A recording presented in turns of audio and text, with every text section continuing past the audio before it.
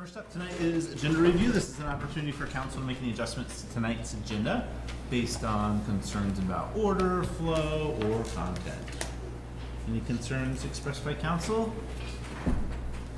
Seeing and hearing none, we'll move forward with the agenda as presented. Next up tonight is public comment. This is an opportunity for members of the public to address city council about items that are not on tonight's agenda. You will find an agenda in the back on the podium back there. And we also appreciate everybody taking a moment to sign in on your way out. If you didn't on your way in, thank you very much for taking the time to do that, so we have record of who attended. So this is an opportunity to address council on anything that's not on tonight's agenda. Going once, going twice. Okay. Thank you all for coming. So we'll now move on to the consent agenda. We have 5 items on tonight's consent agenda. We have the city council minutes from June 4th, 2018, the warrants ending in 6/15, payroll from 5/20 to 6/02, 2018. We also have our audit contract with Sullivan Powers and Company. We have the approval of the Headworks bond documentation, and then we also have the treasurer's job description that was in last meeting's packet and discussion.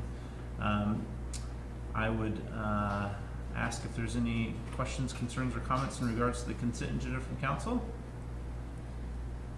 Seeing and hearing none, I would entertain a motion for approval of the consent agenda as presented. So moved. Motion by Nicole, second by Eric. Any further discussion? Seeing and hearing none, all those in favor, please say aye. Aye. And those opposed? Motion carries. Consent agenda is approved as presented. City update. Great, thank you. I have quite a few tonight. First, I want to acknowledge that it's Angela's birthday today. Happy birthday, Angela. So to celebrate, we're having a meeting in an executive session. So a couple of other updates. Heather and I participated in an Opportunity Zone Summit in Montpelier last week. So just as a reminder, the Opportunity Zones were approved with the federal tax bill approved a couple of months ago, and name communities throughout the country that meet certain criteria that have preferential tax investment structures. They're very undefined at this point. The state went through a very good, public, transparent process to name those opportunity zones. There are 25 in Vermont. Both of our census tracts were named. So I believe we're the only community in the state where our whole community is considered an opportunity zone. What this would mean is it allows investors to invest in projects in our city without paying capital gains as they move the money, and if they keep the money in the community for a period of time, are able to then take it out at the end of the project tax-free. So it's trying to capture capital gains and invest more of that capital gains into development projects. So it's something we're tracking really closely. We've had a couple of handful of interested parties in the city already approach us about it, so we will stay on top of that. The IRS has not promulgated the regulations yet, so there's a lot of unanswered questions. Last week, on a different note, we launched Creamy with a Cop. So this is a Department of Ag partnering with public safety organizations to acknowledge when our young people do good acts of citizenship or acts of safety. So wearing your bike helmet or crossing the street at a crosswalk. The cop sees you doing that, you might get a little coupon for a Creamy that you can redeem at Chips or at Scout. So keep your eyes out for that. I wanted to talk briefly tonight about tax bills and the tax rate. As you know, we are finalizing the grand list in the next week and a half. Once that grand list is finalized, we can set the municipal tax rate. I've asked for a special meeting the end of next week to do that one agenda item for, as you know, it's a math calculation. We've approved a budget. We have a grand list of value. It's really a math calculation to set that final tax rate. We do anticipate it's going to come in very close to what was projected through the budget process, so we don't anticipate any big surprises there. So please let me know when you're available for a special meeting next week. On a related note, because we don't yet have a state budget, we don't have an education tax rate. So we send out our tax bills traditionally. We print them the end of June, beginning of July, to send them out around July 10th, July 12th, for a August 15th due date, which is the way it's been for years and years. without having an and we send out the tax bills with both of those municipal and school tax rates on the same piece of paper. We recommend that we maintain that process this year and wait until there is an education tax rate. What we are being told from the state is that the Department of Taxes needs about 5 days between when there's a approved state budget and when they can send out the education tax rates. So if we get that much beyond the week of July 5th, or the week of July 4th, so it's July 3rd through 6th, if we get much beyond that, we will miss the August 15th due date for taxes. That's going to be confusing for the public. It might be difficult for folks who escrow their property taxes, but we believe it's better to go have them all on one bill sent out at the same time rather than the confusion of having a bifurcated municipal tax bill and school tax bill. So that's the direction we're going in. If you have concerns about that or questions about that, happy to talk about that. And of course, if we have to be delayed, which we don't know yet whether we will, we'll do a full education or a full communication push to educate the public on changes if there are going to be changes. Does that make sense? Any sense of what how other communities are approaching this issue? I don't have, so I've talked to the league about it. They're fielding a lot of calls. It's very uncertain right now. If we have a state budget by the end of the week, this kind of all goes away for municipalities. Also, their municipalities are all different in when they bill and when taxes are due. So some do it quarterly, some do it once a year. For those that do it once a year and they're due in January, this doesn't really have an impact. So there's not a, this is how other municipalities are handling it right now. I have talked, so the other potential impact if we get very delayed is that we could have cash flow issues. Mm-hmm. You know, we traditionally send the school the first installment of their taxes the week after August 15th. If that deadline gets pushed significantly back, you know, this is why we have 30 days on cash on hand on the city side. We can cover ourselves for a while. I talked to the superintendent. He's aware of it. He's looking at his options. But again, right now, this could not be an issue. We don't know if this is going to be an issue yet. Yeah, so probably best to deal with all those various hypotheticals next week. Right. Okay. Can I just ask a Sure. question? So, this isn't the first time we've been in this situation. Last year, they didn't come to a budget agreement until the 28th of June. So is that enough? I'm just trying to figure out what the date is that would trigger the delay. Was it able to be managed last year? Seems so. So is what you're saying, or the guidance from the league, that so long as there's a budget by the end of the fiscal year, we should be able to If we have a budget by the end of the fiscal year, get the tax bills out on time? if we have a budget by the end of the fiscal year and the Department of Taxes works through the week of July 4th to get us the local tax yield, then we will be fine. Okay. If it goes much beyond that, we will not. Get those people in tax firm working. Thank you. Okay, on to more fun things. I think you all know this at this point, but I did want to officially announce it. Eric Vorwald will be joining us as Planning and Zoning Manager starting July 9th. We are really excited. He brings about 17 years of experience in master planning, community bylaws, public facilitation. Despite the fact that he starts on July 9th, he's already jumped in and came to last week's Planning Commission meeting. So is very excited to be engaged, and we're excited to welcome him. Last week at the Planning Commission meeting, we had Regina Mahoney here from CCRPC. We've entered into a contract with them to support the city as we go through this master planning effort over the next 9 months, supported from the municipal planning grant we got last year. We had a really good meeting. Regina laid out a work plan for us for the next 9 months or so with very prescribed, this is what's going to happen at each Planning Commission meeting through the rest of the process. We also had a great conversation about public input, really building off the public input that's already gone into the existing planning documents. So I'll be circulating that calendar in the next week or so you all can get a sense of when you might like to participate in it. And then a couple of other fun event stuff. Winooski Wednesday carries on. July 4th is our next one. So come out here, hear music, and then before you go to the fireworks.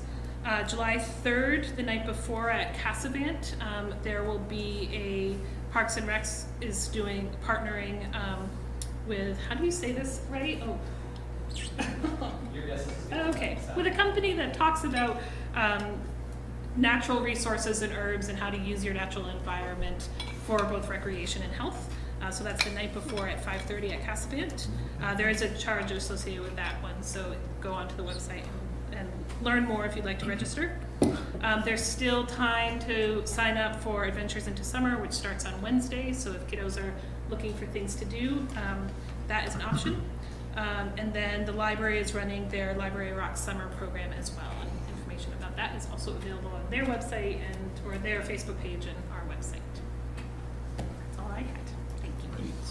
Thank you very much. Appreciate all that. We'll now move on to council reports. Which way did we start last time? I can go. No one had anything to report, so Yeah. it's not memorable. So I attended the Public Works Commission last week. Not a lot of news there. The Public Works team is reviewing the data collected from the bike lane pop-up that I know everyone loves. And there is work moving forward on repair of the rail on the bridge over the Winooski to the Burlington side. So we may see stuff coming from that before long. I had a good meeting with Jesse and Ray about the Promise Communities update and library plan that we're going to hear about later. And also was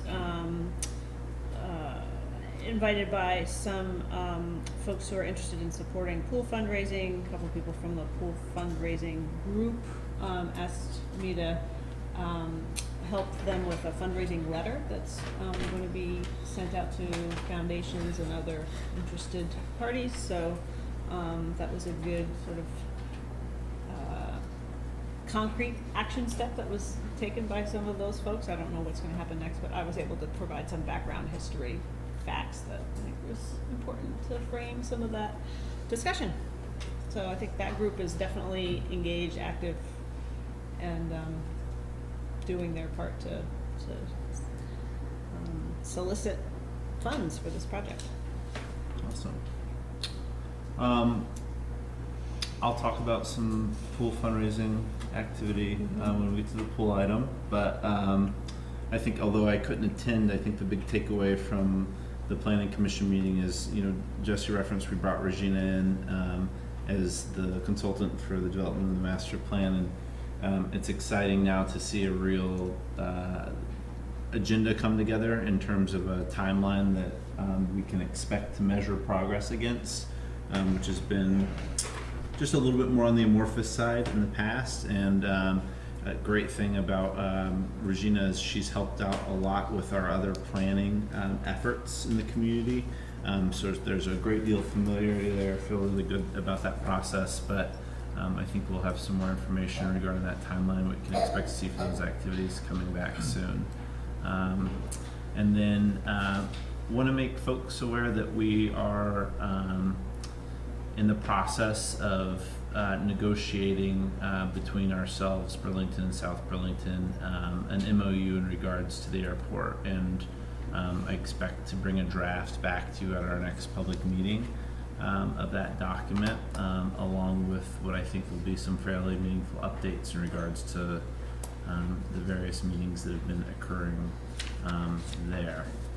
On airport governance? Yep. Or? Well, on a number of things. Okay. Yeah, we'll see. You'll see when the MOU comes out, but yeah, and I think those are the big things from last week.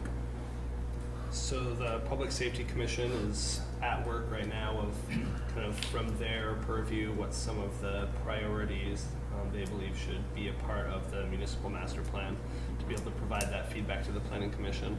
I did have a question with Regina's plan and new timeline. Is there built-in a structure and opportunities for how individual commissions will be providing that input to the planning commission? So at our, so at our next meeting, the planning commission will be reviewing what they have received to date from the commissions. All the commissions are at slightly different points.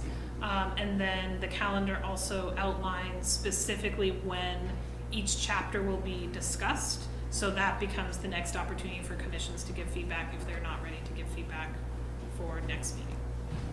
Okay. So I'll be sure to circulate that so you can, as liaisons. And then news from elsewhere other than here, but impacting here, the Secretary of State's office is implementing a new accessible voting system, which will be in place for the August primary election. So for Winooski voters with disabilities, the system will allow folks to vote independently and confidentially rather than through the assistance maybe necessary from a friend or family member, both at the polls and during the early voting period. To be able to, on an assistive device, it will essentially print out a ballot based on their selections that's a duplicate of what a ballot otherwise would be if somebody got a ballot and bubbled it in. So Winooski voters can look forward to that in August. It should be a great tool for people to be able to vote independently and keep the confidentiality of their vote as they go throughout the voting process, regardless of barriers they might have or disabilities that would previously prevent them from doing so. So some news for Winooski voters and folks watching at home. So I attended the Community Service Commission meeting on June 13th, and highlights were further conversation about the pool project and conversation we'll have and the vote on the bond for that. There was also an update about the O'Brien Community Center and the use of that space. We all are aware that the library is really in high demand from our community, and there's been conversation about how do we reconfigure the space to accommodate a larger library space, which we'll hear more about tonight from Ray and his team.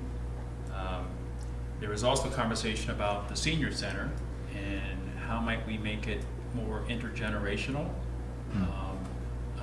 and more of a vibrant use of the space. So there will be ongoing conversation about that. Hey, just one other quick one that we don't have a ton of details on, but Winooski was selected as one of the three or five communities to be case studies for the Vermont Council on Rural Development's annual conference. So we'll probably draw around 400 or 500 people, and there will be a panel put together from the city, working with the executive director of that entity to put together that panel that will highlight the work being done here, and they're really interested in the way we've done things and some of the progress. So just want to give folks a heads up on that. That's something that's going to take place in October, but that was a really great honor and I think a great reflection on the community and the work that's being done here. Just forgot that. Okay. So senior in that, thank you everybody. We'll move on to our regular items. So on tonight's regular agenda, item A is the Farmers Market Event Permit Application Amendment.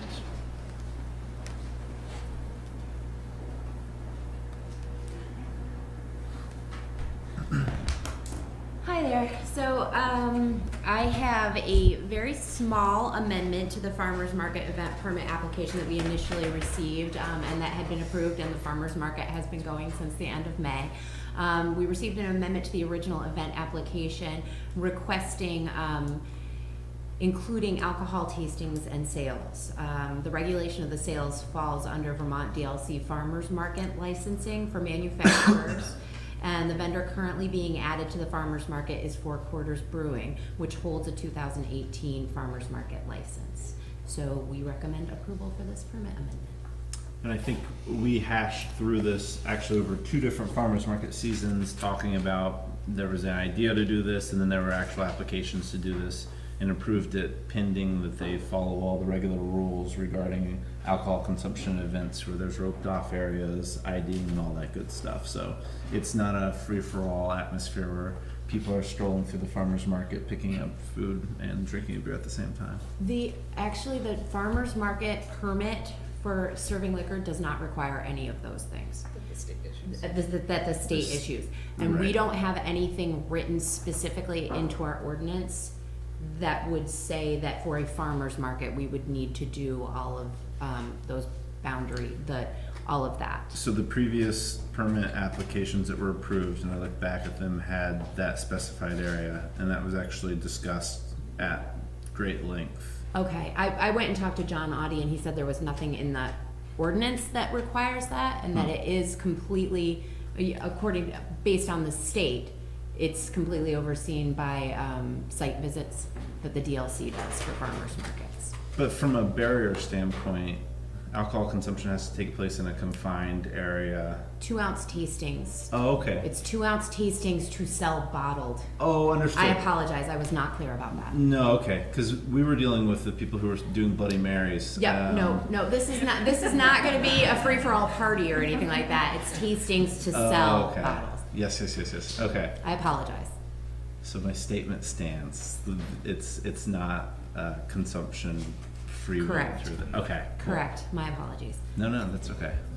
Just for future reference, if it were an alcohol consumption permit, would that come to us as the liquor control board? Yes. Yeah. Yes. Okay. So this is just, they wanna sell bottles of their product and people can taste little samples. Right, little tiny samples. And do they have to take responsibility for checking IDs? I don't part know of the- exactly, I mean, I believe it does. I brought Brian so that he can speak a little bit more to the DLC requirements, Yeah. cause I'm Yeah. really not an expert on that. The thing is, they have to follow DLC. They have, Yes, yeah, state and, legislates that. yeah, that is 100% understood here. And I think both Brian and Renee Bouchard from the farmer's market they both have experience with this. So, it's incumbent on them to make sure that they're following all those policies and procedures, and I think we have a pretty clear understanding about that. Questions, concerns from council? Given those clarifications, any questions or concerns from the public? So seeing and hearing none, I entertain a motion for approval of the farmer's market event permit application as discussed this evening. Second. Motion by Eric, second by Hal. Any further discussion? Seeing and hearing none, all those in favor, please say aye. Aye. And those opposed, motion carries. Thank you. Thank you. Item B, sidewalk usage permit for commodities natural market, seasonal table 1. Yeah, the city clerk's office has received a request for a sidewalk usage permit. Commodities would like to have a 30-square-foot space in front of their store to have 2 small tables and benches, and we recommend approval for this. Any questions or concerns? It's a generous sidewalk. It actually would look great to have it used like that. It's exciting. Any questions or concerns from council? Any questions or concerns from the public? So seeing and hearing none, I would entertain a motion for sidewalk usage permit approval for commodities natural market regarding the seasonal tables application. So moved. Second. Motion by Christine, second by Nicole. Any further discussion?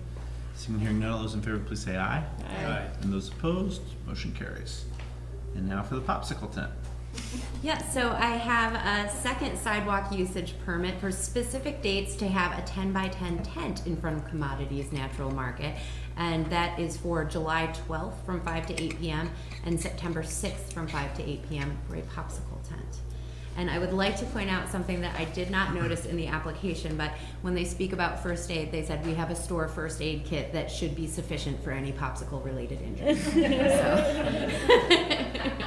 Like the very personalized, hi, it's Hunter here. Great, any questions, concerns from council? So the 10-by-10, there's still gonna be plenty of room for movement of pedestrians and, Yeah, those are extra wide sidewalks Yeah. there. Any questions, concerns from the public? So seeing, hearing none, I'd entertain a motion for approval of the sidewalk usage permit for the popsicle tent commodities natural market. So moved. Second. Motion by Christine, second by Eric. Any further discussion? Seeing, hearing none, all those in favor, please say aye. Aye. And those opposed, motion carries. Thank you. Thank you. Thank you. Item D, approval of Myers Pool necessity and reimbursement resolution for bond vote. So, I'm gonna introduce these, but Ray is here for technical questions as well. So there's 2 items before you in a row here. The first is the necessity and reimbursement resolution language. So this is you actually finding that it's necessary to go to bond vote. And then the second item is scheduling that bond vote and the approving the public warning and notice. We've had lots of conversations about this. I will not go back through history. Yeah, anybody want to open with any comments, questions, concerns on the document itself, or? Well, just as a recap, that this is the amount that is estimated to be necessary for the original full build out of the pool. So $3.92 million. Yeah. So just a couple, unfortunately, I hate it, work kept me tied up, so didn't really get to comment a lot last week. So we'll share some reflections going to this that I think are going to be important context for next steps moving forward. My reflection agreed with going with the full amount. If we're going to put forward a bond vote to voters, I think that's the right thing to do, given the design that was there. I want to be really frank and blunt, and there's a 0% chance that you'll find me supporting 15% tax increase come December, and I think that's something we're really going to have to grapple with over these next few months. We're putting together a second bond issuance in front of the community, and I feel strongly like there's going to be enough support to pass it. I do, and I think that that's a great thing, and I think this is a great community asset and one that we should work hard to try to figure out how to make happen. I think we're going to have a lot more work to do as a result of moving this forward than the discussion in the last meeting really got into. I think we're going to have to pick this right back up and put it right back in the front burner in terms of how we're going to really manage the financial pieces of this going forward. I also just want to be really transparent that I've done a lot of work over the last 2 weeks to talk to communities that have had private-public partnerships in fundraising and have had really good conversations with 3 different mayors and staffs who have put together blue ribbon fundraising committees, which were separate 501c3s from the municipality, and I'm committed to doing that work to try to make this happen, because I don't think it's a feasible ask for our community to put that kind of weight on our tax.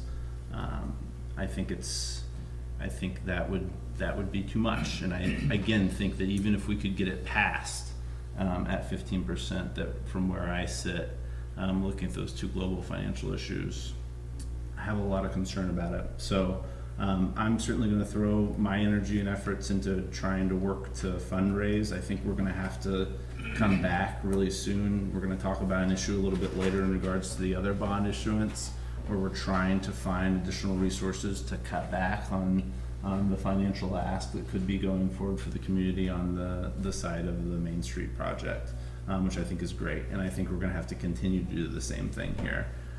My bigger concern is really more related to the second item, is the first Main Street bond vote had or the first bond issuance had a very straightforward narrative to it in terms of how it fit together. The second one doesn't, and I think we need to probably designate some folks to take the lead on what that conversation looks like, similar to what Christine and I did in the last one, because 5 people limbering out in a somewhat uncoordinated way into the community to talk about it, I think can be challenging. I think if there's an opportunity for us at our next July meeting, maybe to hash through any kind of benchmarking that we have between now and putting the final budget forward for people about what those decision stops may look like in addition to the bond vote would be really valuable. And something that the community would benefit from a transparency standpoint, because I am concerned that we're going to put forward another bond vote. I think it's going to pass. I think it's going to be supported, and then we're going to be stuck with 2 that, again, in the concourse of talking about things like affordable housing it feels pretty disingenuous to be laboring on that issue, and then turn around and propose a 15% tax increase to people that flies in the face of what it is we talk about as a value so much. I just want to share those reflections. I couldn't last week because I got cut off outside of Rutland for all things that I want to say. So I want to see it happen. Have decided, I think from the city's direct involvement, we can't have fundraising activity. I don't think that that's right, but I've gotten to a comfort level where I know at least I can get involved in a very formal way to show that there's the political will behind this, that if people make donations and step up and make large scale support commitments, that it's not going to politically get yanked out from under them, that there's a confidence level there. So those were some of my concerns that I think I just wanted to float out because I watched your conversation last time and it was quick, and that's okay. I think you guys felt like it had all been talked about a lot, but I think we need to be really thoughtful about what's next in terms of the type of discussion that's going to take place in July and August in the build-up. This is not as straightforward as when we had the Main Street one, where we just kind of took it, ran with it, explained what it was. Because now we're going to have to answer that question of, if you're saying yes to this, are you absolutely committing to potentially what that looks like from a financial impact standpoint? And I want to voice very loudly that I'm not.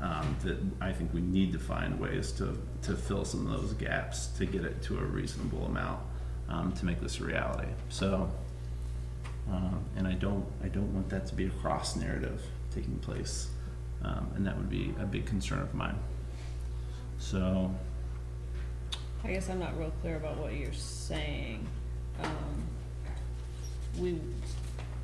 I don't think the Main Street project was a straight line. It was a straight line to, we have to have a vote by this date, and then council's gonna come back and see what amount of fundraising can occur in the interim, and committed to, at least in public presentations, a band.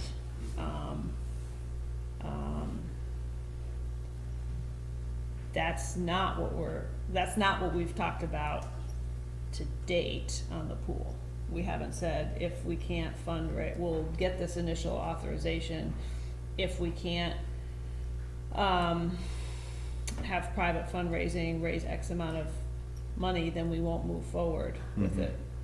We haven't agreed to that approach. So are you suggesting that that's, I'm just confused. I'm giving my reflection that putting both on is to me is a non-starter. There's 5 people here. This group gets to decide what goes on and what doesn't. I am stressing that I will be very blunt, and I will be very blunt publicly about that I don't think asking for 15% tax increase is a sustainable request of our community. I don't think that's reasonable.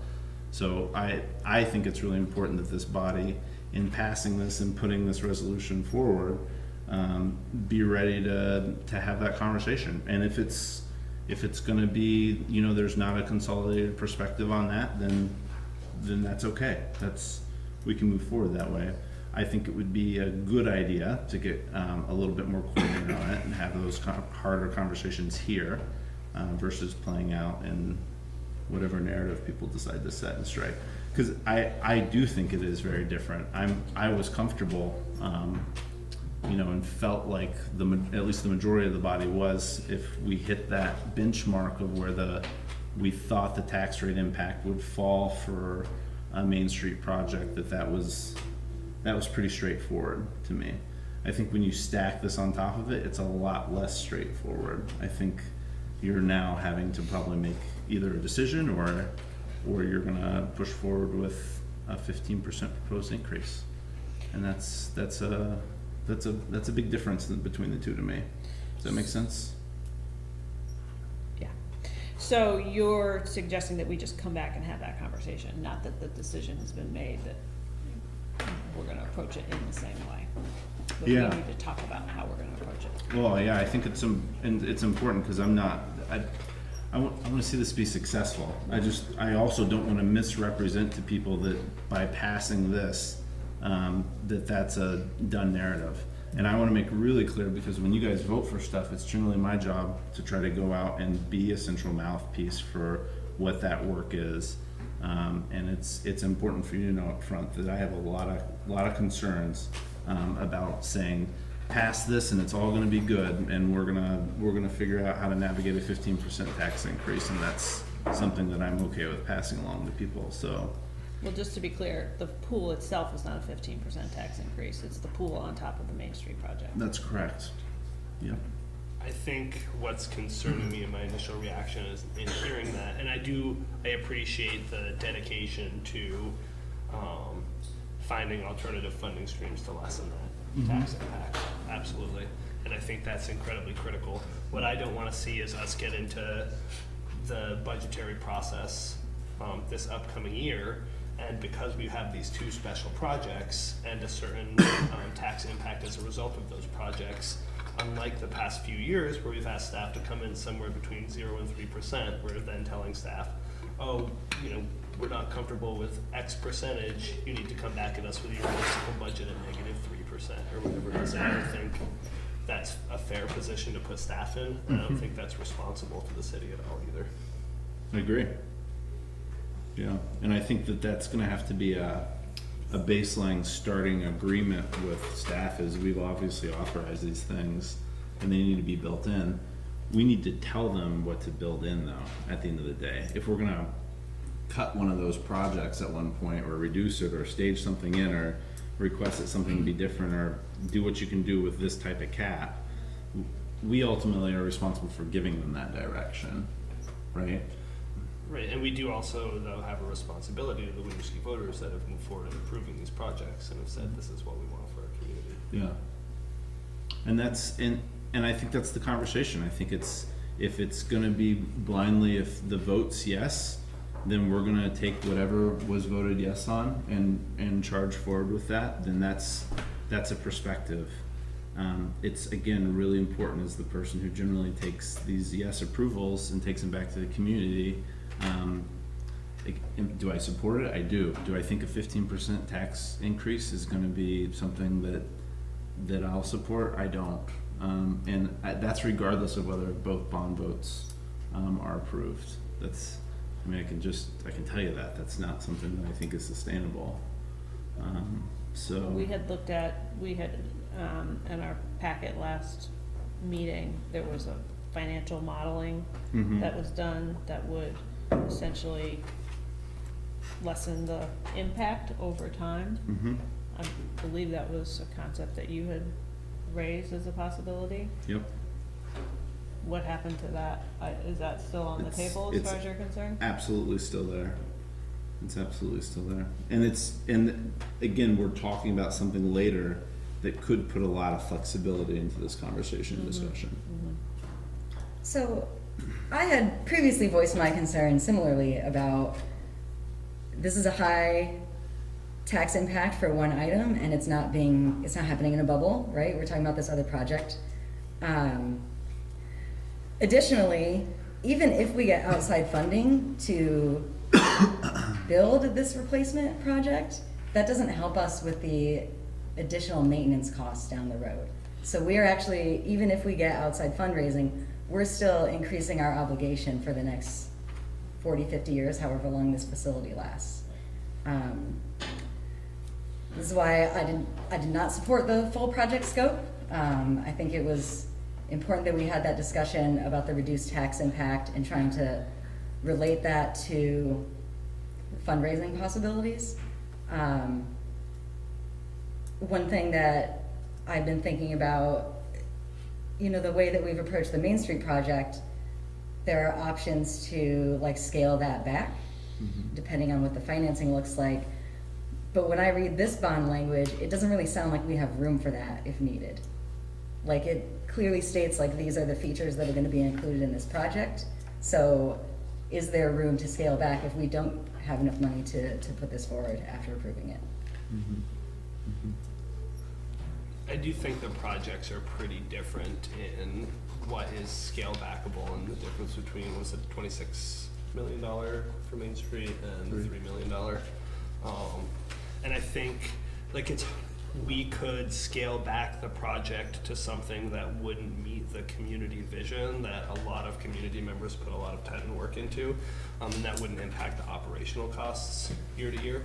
So although it might have a percentage point impact on our debt obligation, I don't think it would substantially change what the financial landscape would look like. There's tens of thousands of dollars difference in operational costs between full scope and the previous single pool scenario.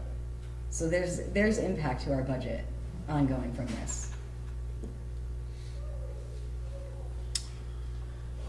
The one good thing there is you still have, if you do have the full number on there, you have the opportunity to scale it back is one consideration there that I at least find positive, but I understand the concern. Well, and I agree, like, I think we do need another communications approach, like you're saying, like we did with Main Street, so that people understand the full scope of this decision. And also that, and this is something that I would advocate for, obviously, from my position, that if this doesn't pass, we can try again in November for a smaller project if need be, if the community doesn't, the whole community doesn't support this vision.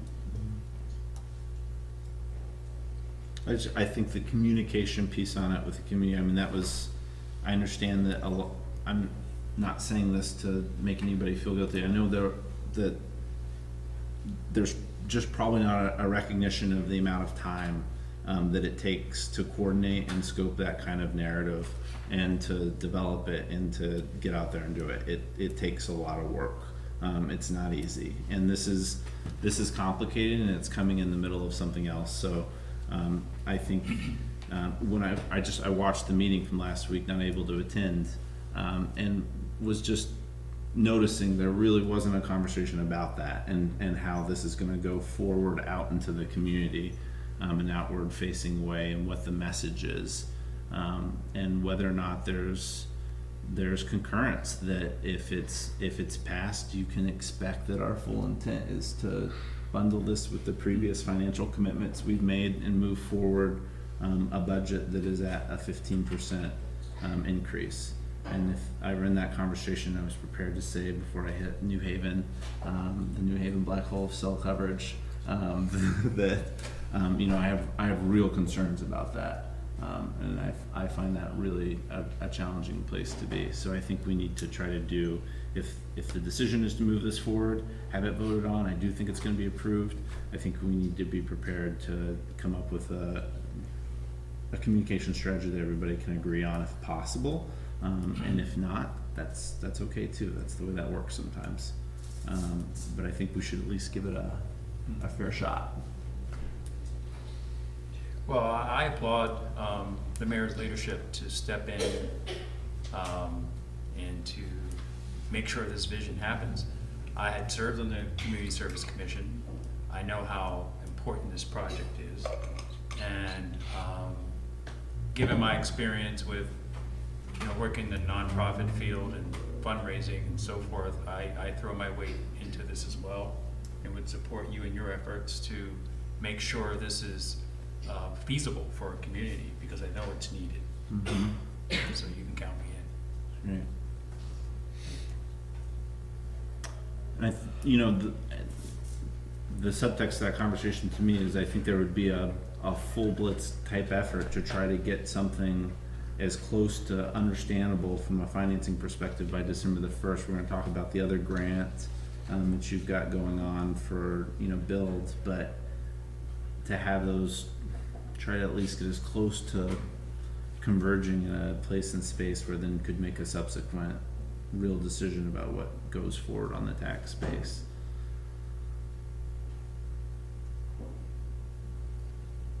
Everybody thought this was going to be a really quick, easy meeting, didn't you? You thought the language looked nice. There was no issue with it. I'm sorry, I wasn't able to voice some of that last time.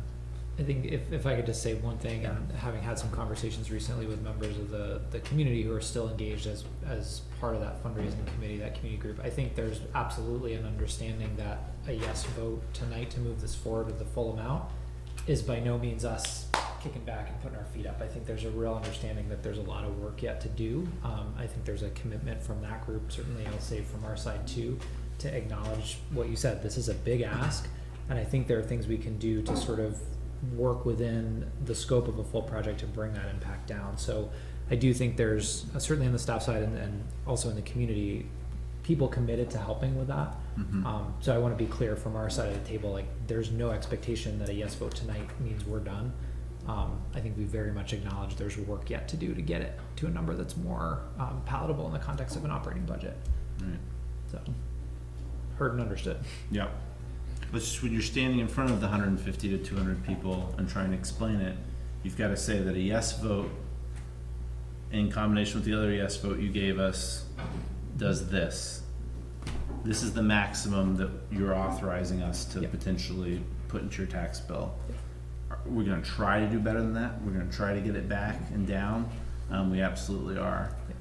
But in the absence of any type of threshold or wheels being put on this whatsoever, which is fine. I'm sensitive to the fact that we're not saying we need you to raise $1.2 million or whatever that is, and that's why I'm saying I feel like the best chance for this is for us to try to go as all in as possible on that front to try to get it to a reasonable amount. But it's going to be a tough narrative, and you know, I haven't figured out how to put that one together yet. Yep. I'm also happy to help out again. I think we need to have a discussion about what the communication message is, and I also wanna, understand more what you're seeing as the decision points and how that would impact the timing of moving forward with the project.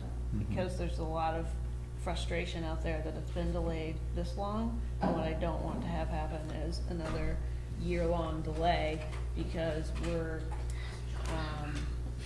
we've decided to move forward with Main Street, which is a $23 million project, and we can't find it within ourselves to move forward on a $3.9 million project. Thank you for saying that. Yeah. So I just want to. and I'll readdress that on an opposite stance and fine and say that I think it's our most important responsibility to ensure that we hand a sustainable city off to the next generation of people who live here. And finding, as amazing as a pool is and as great as it is, we also have to spend money on infrastructure. That's just reality, and we've got to do that. So I don't want to pit the two projects against each other or throw stones out. I don't think that's particularly productive. It serves as a good point for divisiveness. But from a general standpoint, I'd like to try to figure out how we move those two things together. I don't at all though think that it's a great thing for a public body to represent that you know, we're not interested in spending money on infrastructure that serves the community for a long point in time, but that can be disagreed upon. So I mean, I think what the decision point would be is when we get the finance package for Main Street, if that's gonna come in at 7% and this is coming in at 7 or 8%, that we have to reduce the scope on Main Street if we've committed to all the wording in this bond language.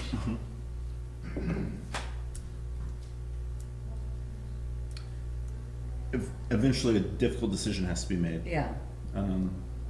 That's, yeah.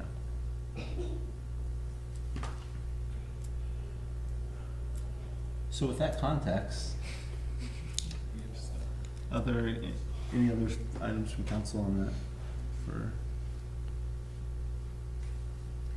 questions, comments, concerns from the public? Yes, ma'am. My name is Caroline Bergeron. Just listening to you talk, you said you don't want to pit it against each other, but then in the next breath you're saying 15% and you're lumping it together. Like, it's really hard not to, you know, this is no surprise that we need a pool. I mean, it's been deteriorating for several years, and there was always budgeted money every single year we went to the vote, and you know, there's like the line item for the pool, and now it was 2014 was the last time it was. It's not a surprise we need a new pool. It's not a surprise people want it.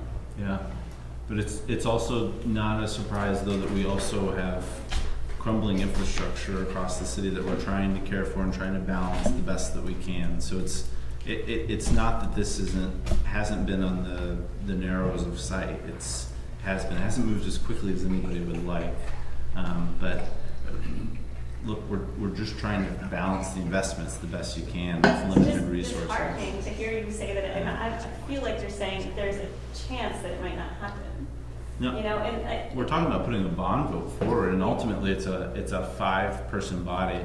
I'm expressing my perspective of a concern of putting forward a 15% tax increase. I don't think that that's a sustainable thing to put forward to our community. I don't. I think we need to find a way in the interim to reduce these projects to a reasonable rate. I don't have a magic number in my mind, but that's huge. That's a lot of money. And as we sit and have conversations about how we keep the community affordable, and how we grow sustainably and create a sustainable tax base, lobbing 15% tax increases at people is really challenging. Ultimately, it's your money, and these people all get to represent you. And if they want to vote to put that forward and do that, that's the beauty of democracy. So I'm expressing my concerns for it and my dilemma, so to speak, on it. you just said there were difficult decisions down the road that are going to need to be made, so that it doesn't hit that 15%. And to me, that sounds like, something may not happen. Well, I think it's important we have honest, transparent conversations. I think that's really important. And the bond vote, again, I feel strongly it's going to go forward out of here, but I don't know. But I would expect that people will get an opportunity to express themselves with that vote too. Yes, sir. My name is Gabriel again. And I just have a question on the 15% and how that is parsed between the two projects. Not putting them together, but we're saying we don't feel comfortable with the 15% increase.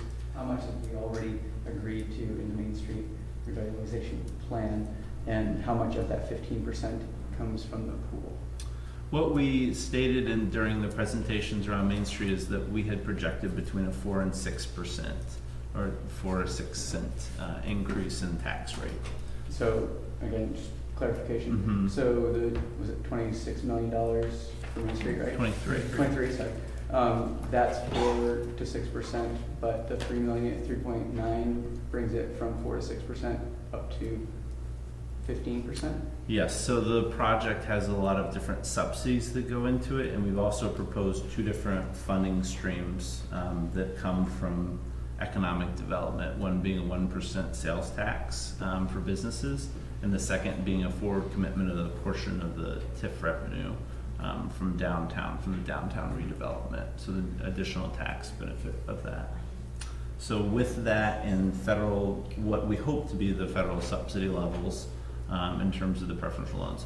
The big difference between the two projects is with pools, there's just not a lot of stuff out there to help. There's not as many federal programs, there's not as many grants, there's not as many subsidized entities, and quite frankly, I think just strategically we said it's hard to turn to the business community and say we're going to charge 1% taxes on that to build a swimming pool versus building Main Street infrastructure that also serves you as well. So basically that would play out in some sense that the city through taxes would need to raise something like $2 million for Main Street out of the 23 million, and we'd have to raise 3.9 million for the pool, like percentage wise. Yeah, because it's a big percentage for the pool and a really small percentage increase for the Main Street. Yeah, with the subsidies. It's different. It's not a dollar for dollar match. The financing the debt service packages are just so different. The pool is a very straight line looking amortizing debt. There's a lot of interest staged pieces with Main Street that the debt structure, I'm sorry, it's a really tall stack of funding. Totally makes sense. Yeah. It just seems like a really big dramatic tax increase for a much smaller number. And that's part of the hard part of the conversation. Yeah, it is. So, can I? Yeah, please. So we are happy to sit and go through these models with you if you'd like to come in. Grace says he knows how to get in touch with you. Yeah, thank you. So if you'd like to sit down and go through those modeling or those numbers. Can I make a couple of, just while I have the floor, a couple of other just education points about what this means? Because I think no thumb on the scale, your staff will do what you vote on and what the community votes on. I do think it's important to remember what a bond vote is. So a bond vote authorizes the council to take out debt. It does not actually obligate the council to do so. So the pool bond and the Main Street bond can be approved, and then ultimately the council can decide not to move forward with them, with the projects. And I think that often see that in communities where funding streams don't come together to support the affordability of a project for a community. So I wanted to clarify that. I think it's also important to note both in this necessity resolution and in the Main Street necessity resolution, there is language saying we are bonding for the full amount of the project that's subject to reduction through the receipt of other funds. So while we are bonding for the full amount, if we receive other funds either through fundraising on the pool or other grant subsidies, that number comes down, and therefore the impact on the property tax rate for the pool and for Main Street, the property tax rate, as well as the water and wastewater rates, could go down as well. Thirdly, two more points really quick. Thirdly, I think it's important to remember timeline here. So we've talked about this a number of times. So with an August bond vote, the earliest we can go to bond is January. So then the question will come back to council of, well, what risk do you want us to take on in the interim? Do we want to go to full design? There are going to be, so fourth point, there are going to be a series of votes that the council has to take and the public will have to take to enable either of these projects to move forward, whether it's a local options tax implementation or a future tax rate impact decision, or a decision to move forward with the projects at all. So I just want to clarify that it's not that a yes vote tonight on the necessity resolution or a yes vote in the ballot box in August means that anything definitive is happening. There are still many series of decision points following that. It does send a very clear message to us what the community values and what we should work on, and certainly direction to council. But I just wanted to make sure we understood all the different decision points that will be between here and there. Thank you. We had another hand. I have a couple of questions. First thing, did you get any feedback from the community through emails? Has it been a lot? I don't know if you can disclose that or not, but I know that we've been trying to get the word out to email you guys and give people's feedback, what they want. Have you guys, has it been outpouring? Has it been minimal? I have received a lot personally, yeah, and I think every single correspondence I've received is supportive of the pool. There's some difference between the different pool options that we discussed last meeting, but it's been overwhelmingly positive. And then just so you know for the future, most everything that we receive in our email, since we're public officials, is a public record that you could request access to at any time. Okay.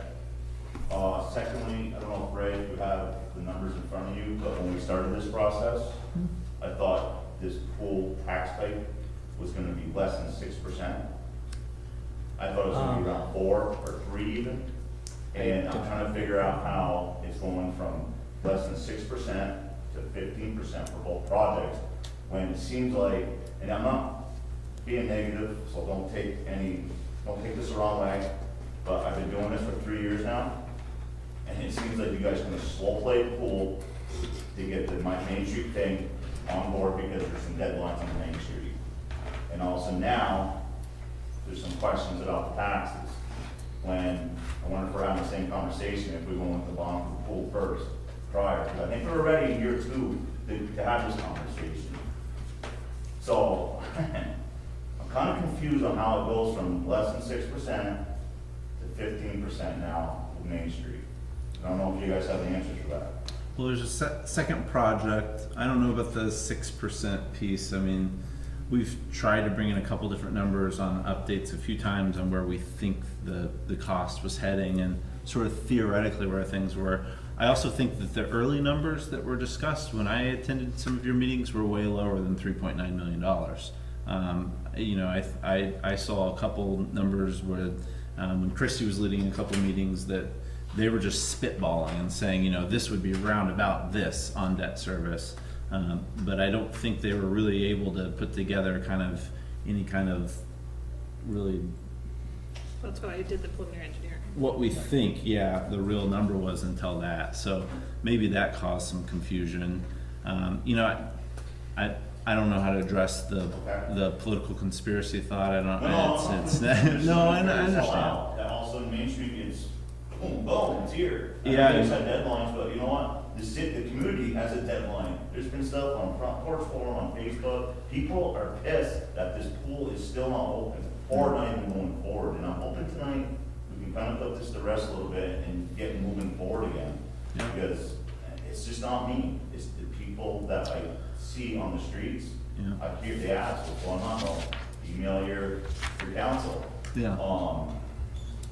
And when you attended those early meetings, there was a lot more money on the board for the pool because we're going for our whole new structure. Mm-hmm. So they saved the structure, which was $700,000 Mhm. to get it down to, I thought it was 3.7, but it's 3.9.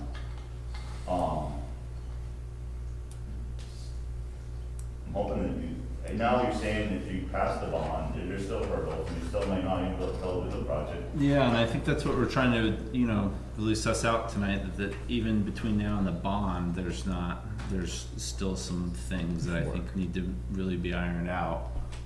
So that's absolutely accurate, and I think it's important to be upfront about that, Okay, my last thing, I'll be quiet, is I applaud you for trying to help out with fundraising, because back in December, the city council wanted to have nothing to do with the fundraising efforts with us, the foundation. Mm-hmm. And I wanted to invite you to our meeting July 9th, Mm-hmm. so we can start putting our heads together, because the fundraising that the Myers Foundation is gonna do isn't gonna go away. We have a year commitment from the people that are on the foundation to raise money. And as that year commitment goes, there's gonna be another committee that comes in behind us, or it's gonna be the same people. And we're just gonna do a year, we're committed to fundraise, to help the budget, to help the pool, because this is what this community wants. Yeah. So the foundation is behind the city and the council on the fundraising efforts. Yeah. I mean, we've been busting butts to try to get it up and rolling. It takes a lot of time, it's a part-time gig, trying to get people together once or twice a month.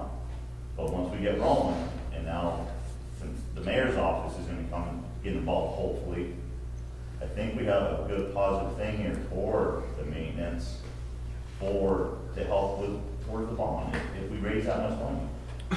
My perception would be that hopefully some demonstration of political stability around the project would help with the fundraising, and an understanding of a commitment that it's not gonna be something that's gonna get, that there's gonna be surprises in regards to the politics around it late in the game would be helpful. Those are the things I learned in talking to some other communities that had success with those types of models. It is still important that we don't use staff and resources of the city to do that kind of work, because ultimately we always need to keep our independence in case those entities come to us with applications for other stuff down the road. Yep. So, Yeah, the Myers Foundation we have a committee, and it's gonna be here for a while to keep the pool going. We're not gonna go away, and the money, once we get rolling, I think the hardest part for us is to get over the hump of actually getting going on it. And once it starts going, once we have a binder and a plan, I don't think it's gonna be as hard as trying to get started. So we're here. see if we can throw a few more shoulders into it. Yep. Other comments? I have one more thing to say. I just want to say that while I have, obviously there's a lot of support for reopening the pool, I also want to see the pool replaced. It is not a surprise that this work needs to happen. What is surprising is that the scope of the replacement is so far removed from reopening the pool. And from my point of view, based on the data that we've seen, if we got closer to just keeping the facility similar to what we've had with the maintenance and longevity upgrades that have been proposed in here to extend the life and to make it higher quality, infrastructure, that scenario is something like a 5% increase versus 8%. So for me, it's hard to swallow such a massive increase in scope of this facility when the narrative in the community is reopen the pool. And I think one of the most important pieces in the larger scope here is about the accessible entry, which is something that you could have within a single competition pool without having to have two separate features and, you know, these additional nice to have additions to the facility, like the slide and the spray and things. And for me, if there had been a discussion at the beginning of here's how we get the pool replaced, I think this would have happened much sooner, or could have had more support for that. That was from the input from the city, is how we based this on. We had an event, and we asked the community, there was over 200 people there, and we asked the community what they wanted. And that's how we got the plan going, and that's what the community wanted. And that's what we did, that's how we took our pool design committee, and how we started to do the work, or what the community told us that they wanted to see. So that's how that came about.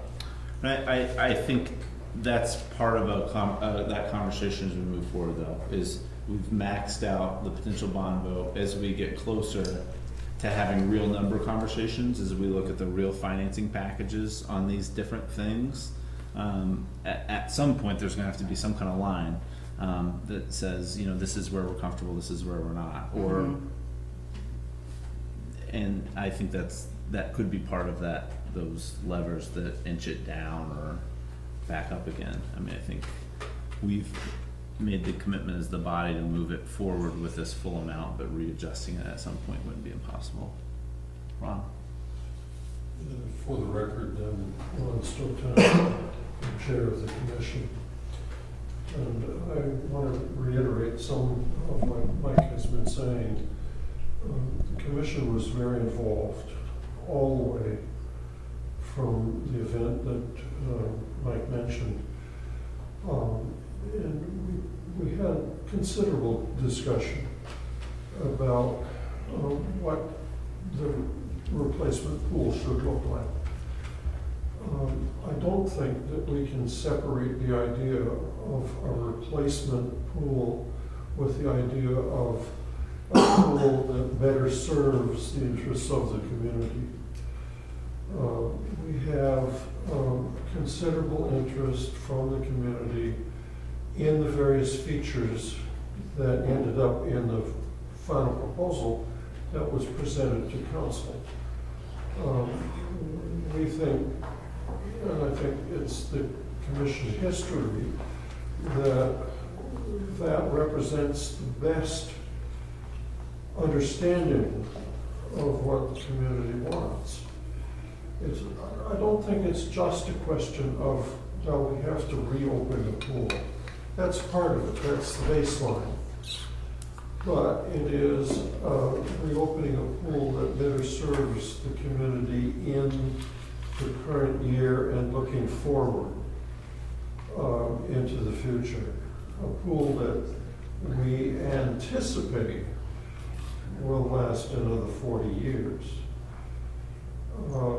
I'd also like to say something about the cost of operating the pool. It is true, I think, that the pool's cost of operation will increase. It is a bigger facility. But quite a few of the facility pieces do not seriously impact the operational costs. A water slide, for example, does not seriously impact operations. The community room will not seriously impact operations because it will be a revenue producer. Maybe not enough to fill the whole coffer, but it's going to be significant.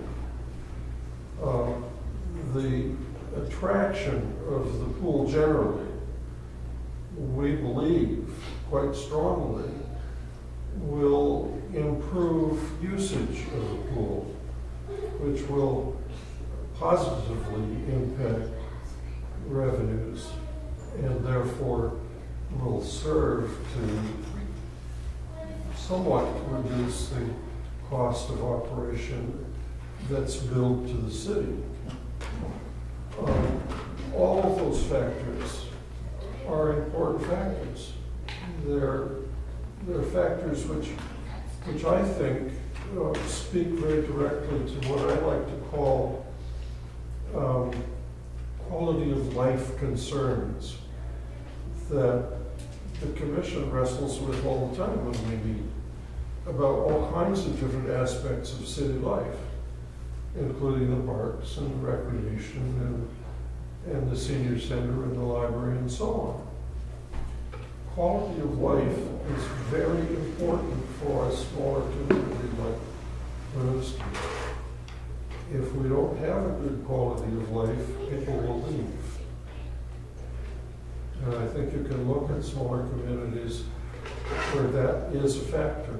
People leave because they don't like living where they can't get what they need. Thank you. Thank you. Other comments, concerns? Yes, sir. I'm wondering why the conversation about balancing the design of the pool and the tax rate didn't happen sooner than this meeting where we have to decide whether it goes on the bond or not. We've had the estimate since March, I think. That's a number of months when we could have been talking about this and you could have directed, we need to cut some out of this because we're concerned about this, or we could consider cutting some out of this because we're concerned about this. And why now, at the very end, when we're trying to decide to put it on, is this concern about the tax rate? So that actually, the three preceding conversations were just that. So what happened 3 conversations ago is council got the full scope. Actually 4 presentations ago, and we said, hey, scale this back to the basic, take this out, and then we want an engineer's recommendation of if they could value engineer it down to the base level, what would that look like? And then we said, and then the full scope. So the last couple meetings have actually, that's exactly what they've been about. And then the last meeting, the decision was made to move forward with the full build out on the bond issuance. I think None of the reductions were minor, 3 million versus 4 million. I mean, they all kept the 2 pool design. When what I'm hearing is, could we have cut this drastically and just replaced the pool? I would just like to respond that this actually came up initially at my first meeting with City Council, and I regret that I did not bring this concern forward at that time. That it is coming up pretty late in the process. there is still theoretically, though, later in the game, the possibility of it being engineered back towards something that's not the full build out. That's still on the table. The decision is whether or not to put the bond forward with the full amount on there, and that's what's before us tonight, is going forward that full amount. And that's a decision that the group made last go around. So I understood and heard what you're saying. I think the decisions have been made from the funding perspective to go forward like this. I think we're reflecting on the reality that if we are up against a financial wall later on, that's something that could come back into play. So when you talk about communication, that's something to me that needs to be communicated. Yeah. To the voters. It does, and it's one of those conversations that until you sit in front of people and have it, and people ask questions like that, you don't always know what questions you need to be answering, because you guys are a lot smarter than us. So, and that's real. I mean, the crowd's always going to have more perspective to give back than what 5 people up here are going to think of in terms of presenting information. So, that's absolutely right. So essentially, this vote tonight is a yellow light, and we have to come back later with a full-blown proposal with all the funding pieces figured out to make it go. So, and we're committed to do our best to make that happen. My concern is that for the Main Street vote, I don't think that was, maybe it was, I can't remember the language of the bond apparent, and that was made apparent in all the meetings that you had and the flyers you sent out and the postcards you sent out. I'm not getting the sense that that's going to happen for this, so I'm wondering how people are going to understand that. Because from the language of, I would think we're moving ahead with the full proposal Yeah. on this bond vote. You're gonna take this bond out and build a pool. That's what I would take from the language of the bond. And so that was the conversation that that's the conversation we had before we voted on the Main Street bond, was to say there's gonna be a communication strategy, we're gonna do this, this is essentially generally what we're gonna talk about, and what we all agree are some of the parameters that we understand to be true with this. And that quite frankly, with my rambling introduction, was what I was trying to say, is that we need to get that. And because to me it's not clear, and I have some concerns with part of that narrative, and everybody might have different things that they're thinking about. I don't think we've had that kind of cathartic, here's what's going forward in terms of what bumpers might be on the bowling alley. And I totally get that people could be mad, will be mad with the 15% upgrade of tax increase, but they're also gonna be mad if that communication doesn't happen. Yep. And all of a sudden, something different than what they expected is happening.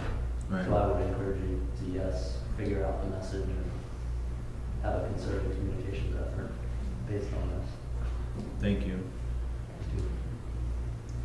Other questions, comments, concerns? Yes, sir. Scott Olmstead. I would just say, I was very encouraged to hear you bring the sort of fundraising partnership up this evening. I've been a little confounded by the direction from the city to sort of keep these entities separate so far. I'm certainly aware of a lot of precedent and a lot of models of fundraising efforts between municipalities and private organizations, and I think that if we want to accomplish this and get some momentum going, and get all that messaging and all that fundraising strategy in place, that cooperation has to happen, and it has to start happening soon. Yeah. Mike, do you have his email? He's on the fundraising committee. Other questions, comments, concerns? Okay. Anything else from council? So seeing hearing none, I entertain motion for approval for Myers Pool necessary and reimbursement resolution for bond vote. So moved. Motion by Nicole, second by Hal. Any further discussion? Seeing and hearing none, all those in favor, please say aye. Aye. And those opposed, motion carries. Item E, approval Myers Pool, warning of bond vote and public hearing. So this, as I said at the introduction to the previous item, just schedules the bond vote for the August primary and approves the warning that will go out publicly, and sets the public hearing date for August 6th, which is your council meeting right before the August primary.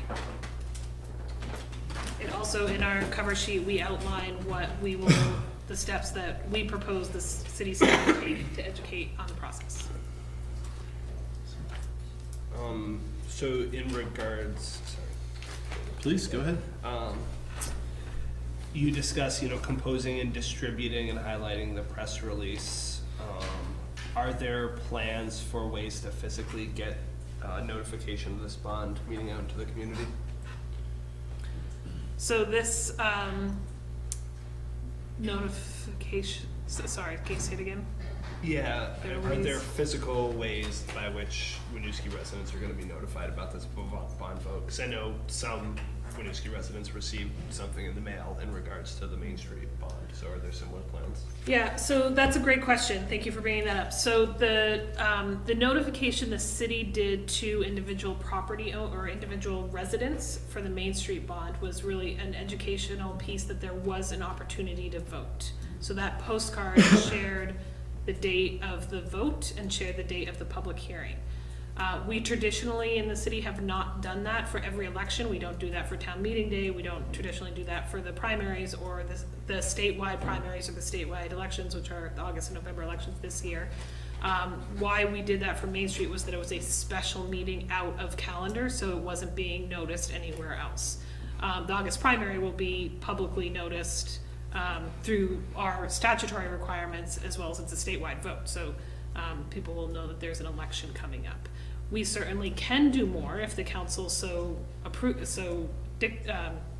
tells us to do so. We haven't budgeted for that, but we certainly can find the money within the budget if you are interested in some kind of promotional materials. Help us in the I- mailing. Are there natural opportunities to piggyback? So we could send, assuming we send out tax bills. That's right. We could send them out with tax bills or water bills. Everybody attends those. I do have some concerns. Water bills will be going out. And they went out for the special bond vote, they went out with the water bills, correct? Is that? No, we did, for the Main Street bond vote? Yeah. We did a specific resident mailing for that. How was the list curated? So it's a all residents list, all addresses in Winooski. Okay. But water bills will be going out definitely. I do have some concerns with it just either going out with a tax bill or a water bill, just because there are a lot of voters and residents who would not be receiving those if that's something that a landlord is doing. I am definitely interested in having a mailing put forward. I think it's a big decision for the community. And one of the things that kind of like after looking in my mind, a lesson learned that I wish I had brought up before the Main Street bond vote was that some work go into a portion of that letter being translated into a few different languages as well for folks who speak primarily other languages. So what, any concept on the cost of what a special notice like that would run in terms of where So we could the- pull from reserve, or not reserves, but fund balance maybe? It's about $1,000 to do that kind of postcard mailing to every Let's resident. do it. That does not include, Not include the translation Translation. services, so. Is there an opportunity to use the community newsletter for making outreach for the this? school newsletter. That's Yeah. up to So I us. believe Christine has. I already submitted that for July. I did mention the bond vote coming up Okay. and what was entailed and linked to the project page. Great. But we'll still get another one out prior to the vote. It'll actually hit like right before it. Yeah. Okay. So Yeah. that's good. Yeah. I just wanna come back to this notion of a message, and so, you know, I'm not sure what our process is going to be for us to get on the same page about what the message to the community is, about what exactly we're voting on. So what we did last time is we had a very, I think, pointed and quick meeting with staff and said, your job is informational, not content. So their job was to say, the vote is at this time, in this place, and this is what you're voting on.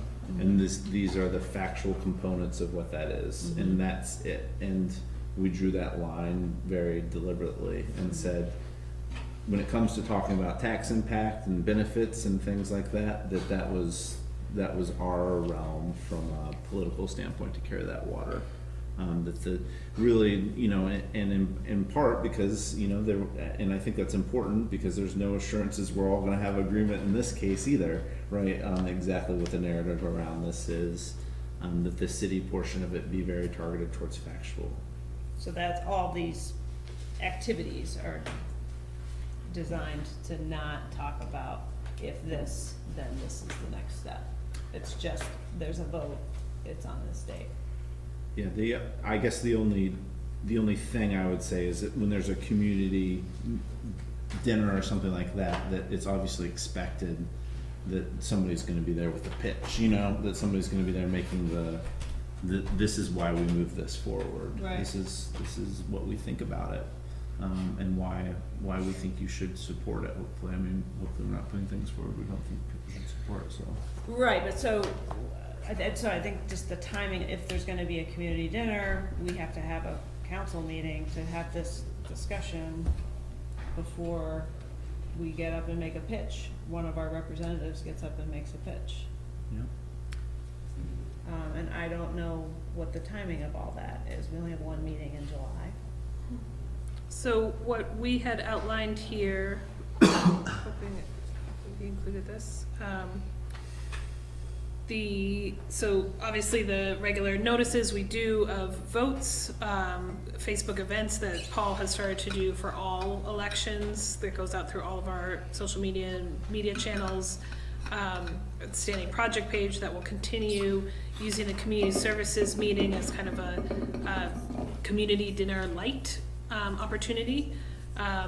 supporting council or whoever wants to make that pitch, to do that pitch at the Winooski Wednesday in August, which will be the week right before the bond vote, and assist with any other materials. So we can move forward with this.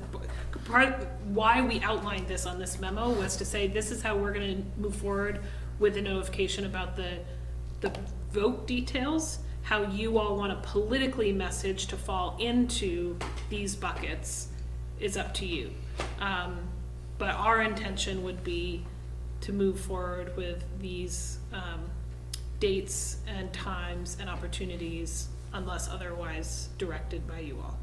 We could have two, I mean, what we did last time is we said Christina and I would jump in on that and do that. We could just say the same thing, as have two people monitor that and work with. I mean, I do think that there's a larger discussion needed, quite frankly, on impacts, benefits, and whether or not there's a point where anybody's gonna draw any lines financially, but, you know, I don't know, I agree that the time scale for that is tighter. So it seems like at a minimum, we ought to have our collective narrative down by the July 25th Community Services Commission meeting, so that our next meeting, I'd like to make sure that there's ample time on the agenda for this discussion. July 16th, is that it? Yep. And,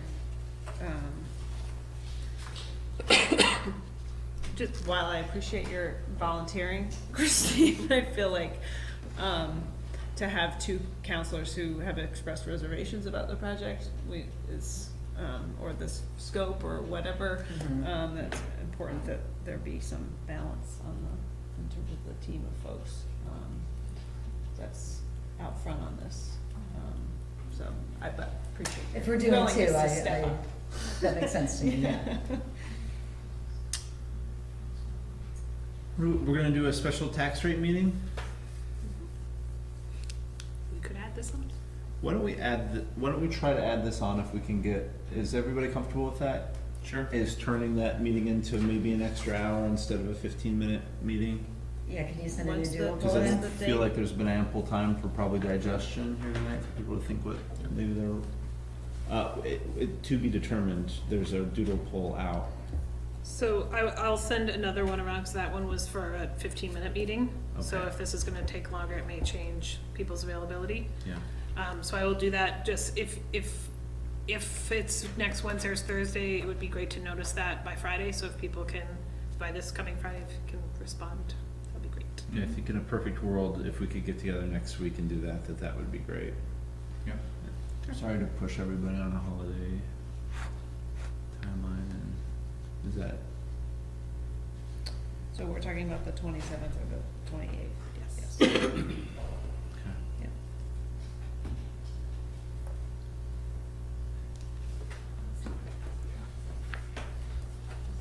I think the other good question would be if we need to dedicate some type of funds, if we could have that prepared. Is there anything else from a cost perspective?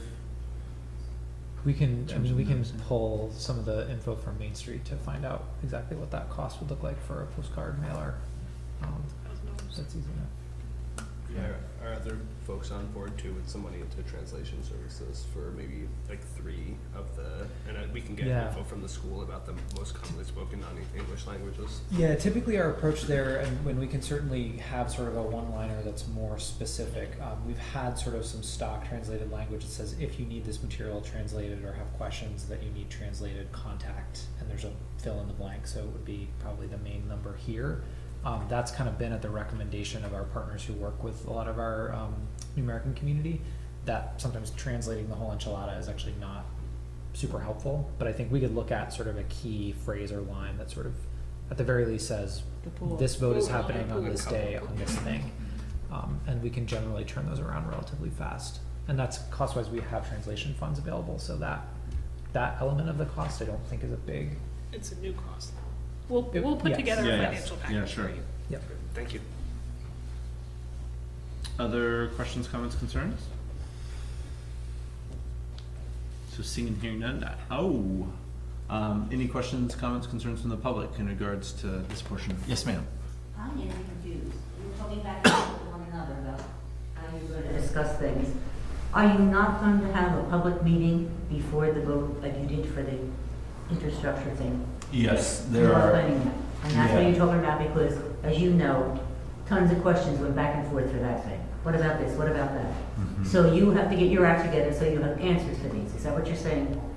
So the decision was made, there's a proposal in the package with a couple items on there in terms of, here's what we'll do to be sure that we notice the meeting and make the public aware. In addition to that, we've asked for a specific postcard to go out.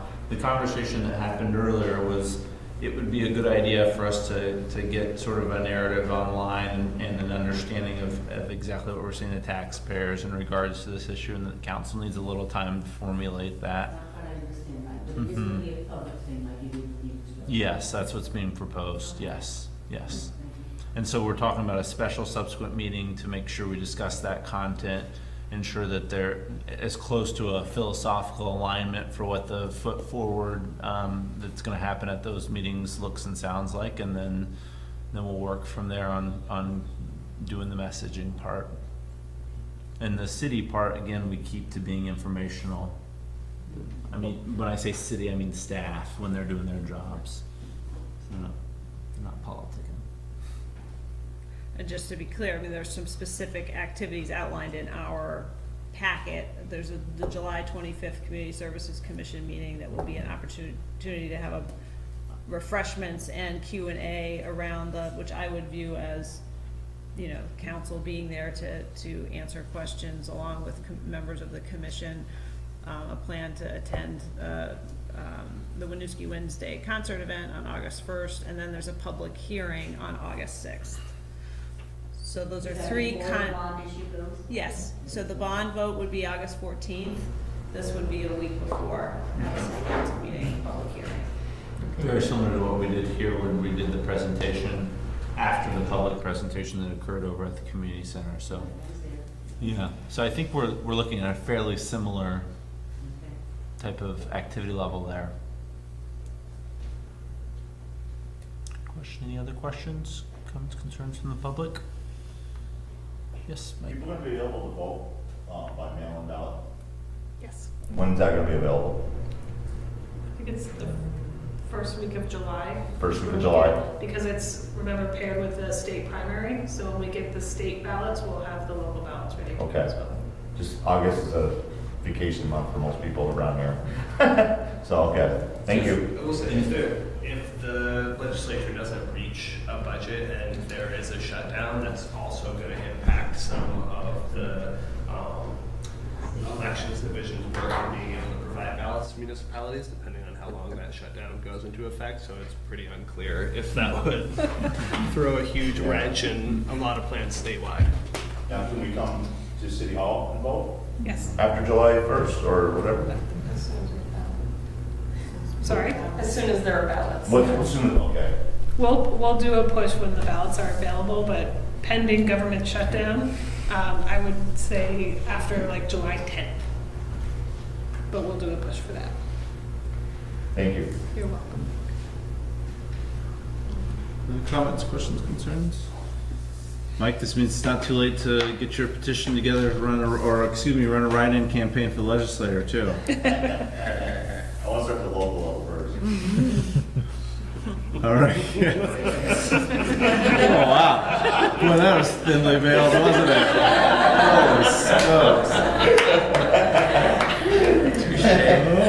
Don't worry, there's a plot on all of us.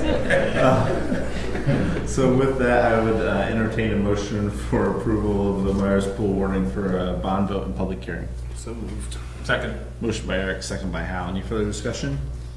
Seeing and hearing none, all those in favor, please say aye. Aye. And those opposed, motion carries. Thank you all. Thank you all for being Thank you here. very much. Thank you. Thank you. Item F, approval of state auditor's internal controls checklist. This looks familiar. So Dr. Tysers was unable to be here tonight, so Angela is here to answer any questions. This, can you give the quick intro?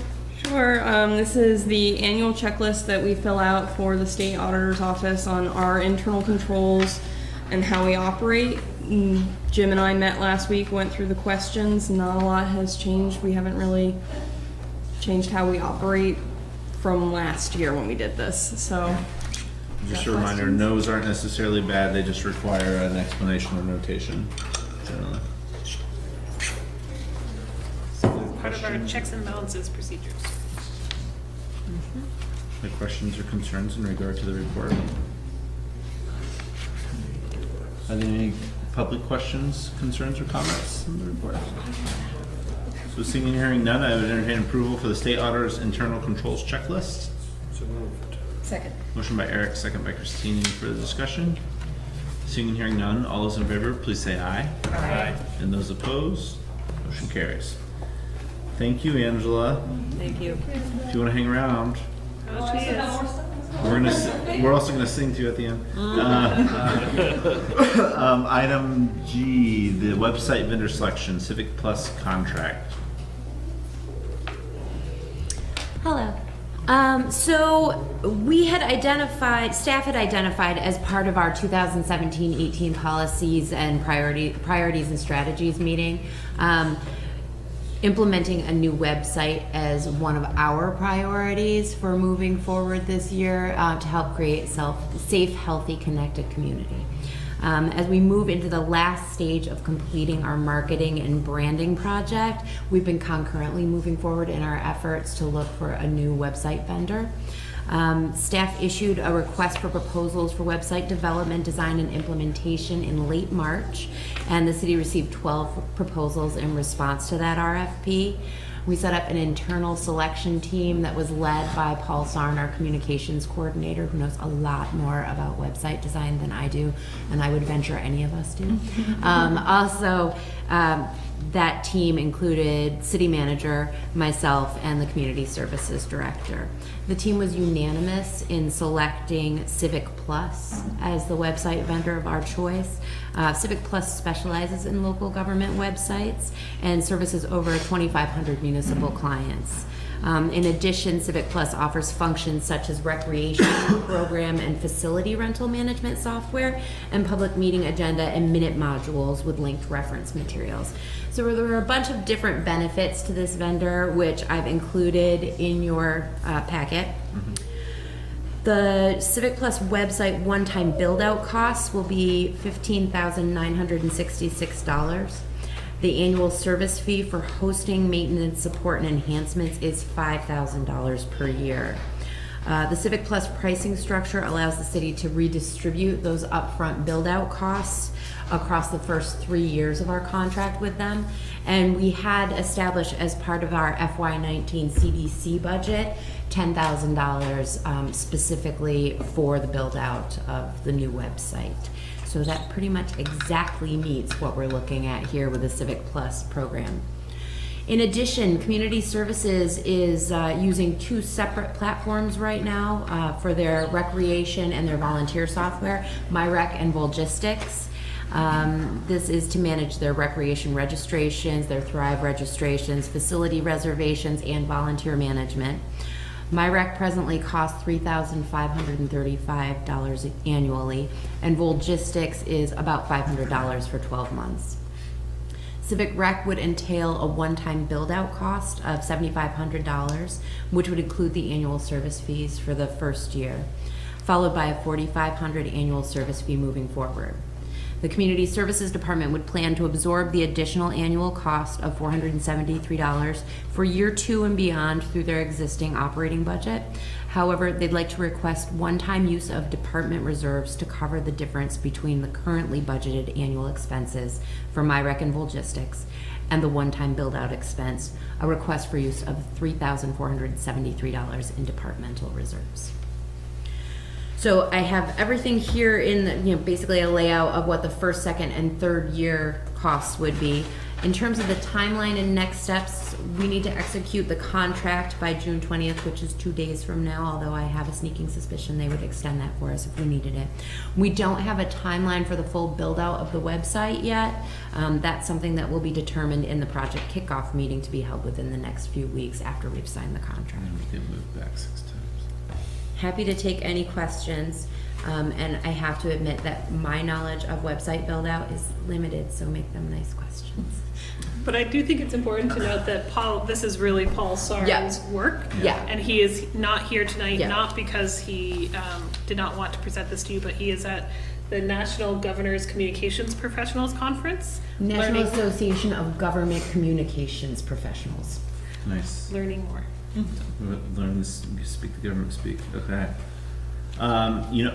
Just one addition in there. I'm assuming we're not going to have a whole lot of philosophical influence in the direction this takes as you try to build a very functional website. I think this is a really key accessibility tool. Yes. A lot of people, this is the first thing of the city they're going to approach. As Yes. lovely and amazing as the humans that work here are, there are just people who are always going to prefer to do things this way. And I think increasingly there's going to be this strain, as we talked about in our strategic planning meeting, to ensure that it's accessible to as many of our members of the public from a language perspective and accessibility perspective as humanly possible. So, that I'm sure will be part of the project scope, and they'll make but I think that was heard pretty loud and clear in terms of our last conversations, making sure it serves as many in the community as it can. In that vein, as you were looking through the proposals, does Civic Plus have ADA compliance mechanisms and how they build that website? It was written as part of our RFP as well. Okay, awesome. Any other questions, comments, thoughts from council? I think this is exciting. Yeah. Any So- questions? Questions, comments, concerns from the public? Are you gonna ask us about the reserves specifically? Yes, we do need an approval for the request of use of $3,473 of community services reserves. And I bet Angela would love that in the motion. Actually, I'll say Janet would love that in the motion.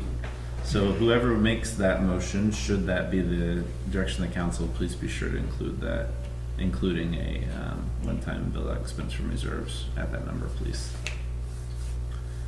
And so with that queued up, I would entertain a motion for approval of the website vendor selection Civic Plus contract. So moved. Second. Motion by Eric, second by Hal. Any further discussion? Seeing and hearing none, all those in favor, please say aye. Aye. And those opposed? Motion carries. Thank you. So we actually need, Get it sorry. in the motion. Oh, We actually need The to number. we don't need your approval for the contract, but we will take it. What we really need is your approval for the use of reserves. so we're now gonna do a secondary approval on this item this evening. Could I please, I would entertain a motion in regards to use of reserves for the website build out. I move that we authorize the use of $3,473 in departmental reserves for the one-time cost of website build-out. Second. Motion. Do I need to say it too? No, it's perfect. I'm just laughing because one side of the table really messed us up, guys. Gotta leave it to the women. Motion by Nicole, second by Christine. Any further discussion? Seeing and hearing none, all those in favor, please say aye. Aye. And those opposed, motion carries. Thank you. Heather, let's give an assist because we have a civic teacher superstar over there. Oh. Do you mind helping? Can you get that to her? We have pins for the civic participation stuff. Okay, business. Item H, approval, Main Street revitalization, better utilization investments to leverage development. An acronym that only the federal government could build.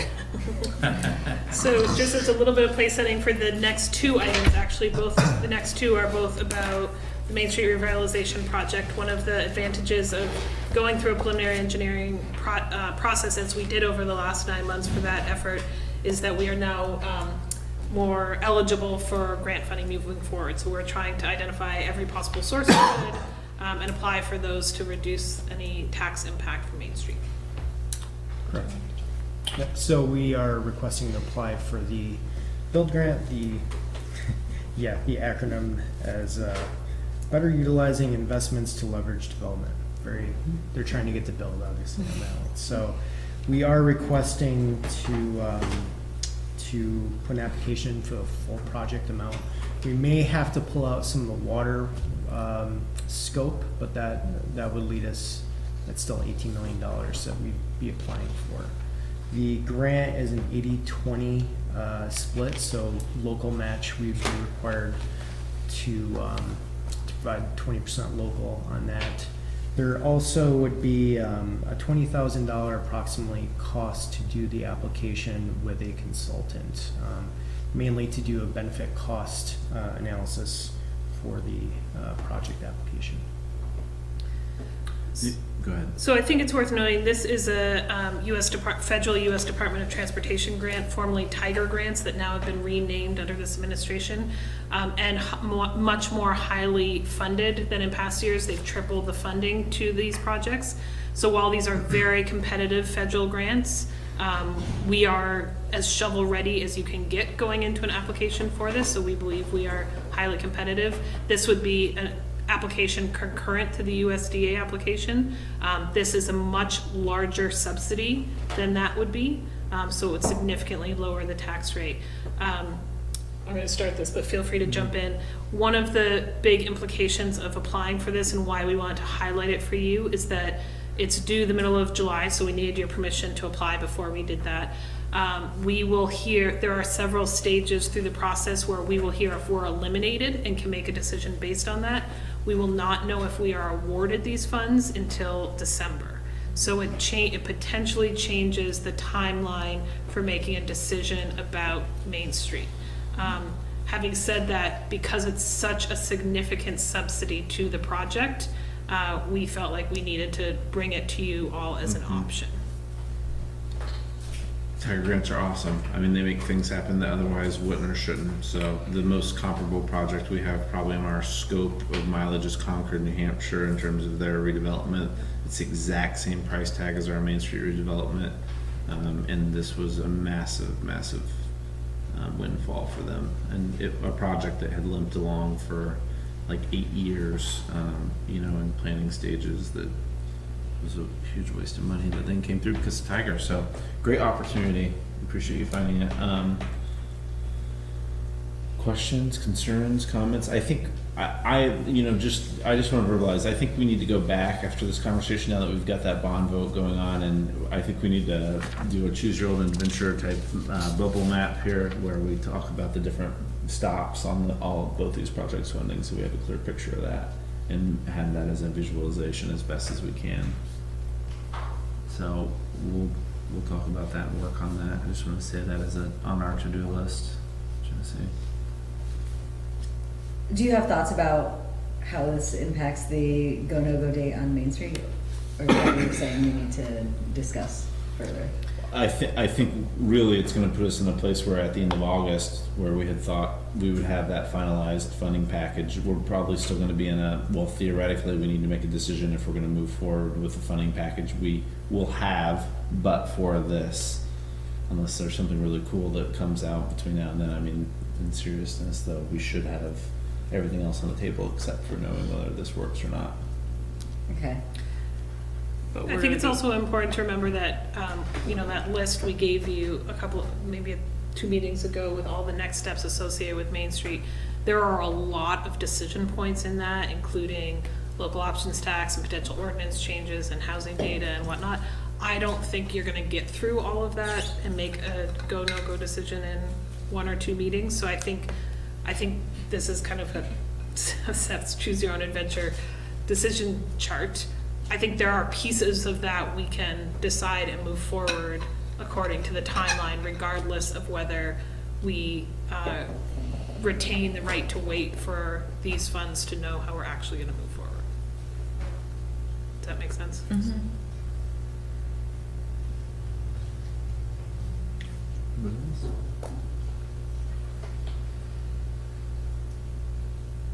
Questions, concerns? Any questions, comments, concerns from the public? You're not explicitly asking for any authorization from funds, So, right? Or is it? No, we just need your approval to submit the grant application. Yeah, I guess the other thing I'll just say readily is sometimes there's technical assistance grants out there for these federal applications that you can also write a grant for, so if you feel like doing that with your days. Okay, so with that, I would entertain a motion for approval of the Main Street Revitalization Build Grant. I'll say memorandum next steps. So moved. Motion by Christine, second by Eric. Any further discussion? Seeing and hearing none, all those in favor, please say aye. Aye. And those opposed, motion carries. Item I, approval Main Street Revitalization V-Trans 2018 Bicycle and Pedestrian Grant. So this is similar to the previous grant. We're basically trying to pile on to the grants that we're applying for with USDA and through the SRF loans. This is another one where we met with V-Trans. We kind of talked about the project and walked it with them, and they thought this was applicable for this grant. So typically these grants, it's usually up to $1 million. So we're looking to max out. This would be for sidewalk improvements, potentially the pavement for the uphill climbing bike lane. And again, this would be really to help that general fund piece where, the WEP and the USDA are really helping us out with the grant. We're trying to find more money on that general fund side. Mm-hmm. So this application's to be submitted Friday. We're gonna get that together if you guys approve it, and just another one to consider as we start looking at these decisions. Great. Questions, concerns, comments? Any questions, concerns, comments from the public? Okay, so seeing here, I entertain a motion for approval of the Main Street Revitalization V-Trans 2018 Bicycle and Pedestrian Grant. So moved. Motion by House, second by Nicole. Any further discussion? Seeing and hearing none, all those in favor, please say aye. Aye. And those opposed, motion carries. Can we take a 2-minute break? Please? I'm sorry? Can we take a 2-minute break, please? Oh, yes. Thank you. So we'll reconvene at 7:54. We are now going on break.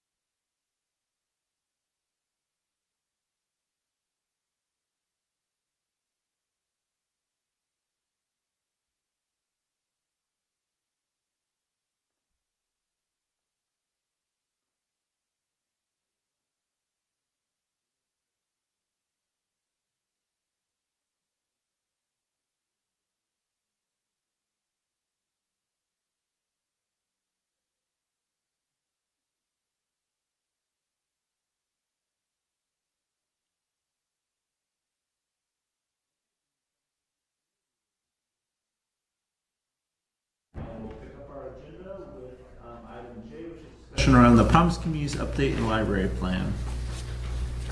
All right. So last meeting, I believe, or May, I guess it was, we had come back to you and said we were going to make the decision or recommend the decision to move away from pursuit of an early childhood childcare operator at the O'Brien Center. I think given some of the challenges we saw through that process, we felt like at this time in that site, the stars were not aligning. So with that, we have a significant grant that we are still trying to leverage towards the betterment of our early childhood efforts in the city, and wanted to come back to you with an alternative proposal and plan. So the committee, Winooski committee, which is sort of the Promise Communities Steering Committee, has been working hard on coming up with an alternative proposal, which you have in front of you tonight, at least in a preliminary state. So as you look at this proposal tonight, what at a high level we're proposing to do is relocate the Winooski Public Library from its current site to a different site within the O'Brien Community Center for a few reasons. Number one, I think it'll give us objectively some more square footage to play with, and I think for anyone who's been in the library there, it's fair to say they are doing a lot with not a lot of space. It presents an opportunity for a more segmented space. So again, being one contiguous rectangle makes it challenging when you have different types of patrons that you're trying to serve. And I think it also does some interesting things to the building, and that it starts to open that building up to the neighborhood in ways that it hasn't traditionally, by having a back door kind of opening towards the basketball court there.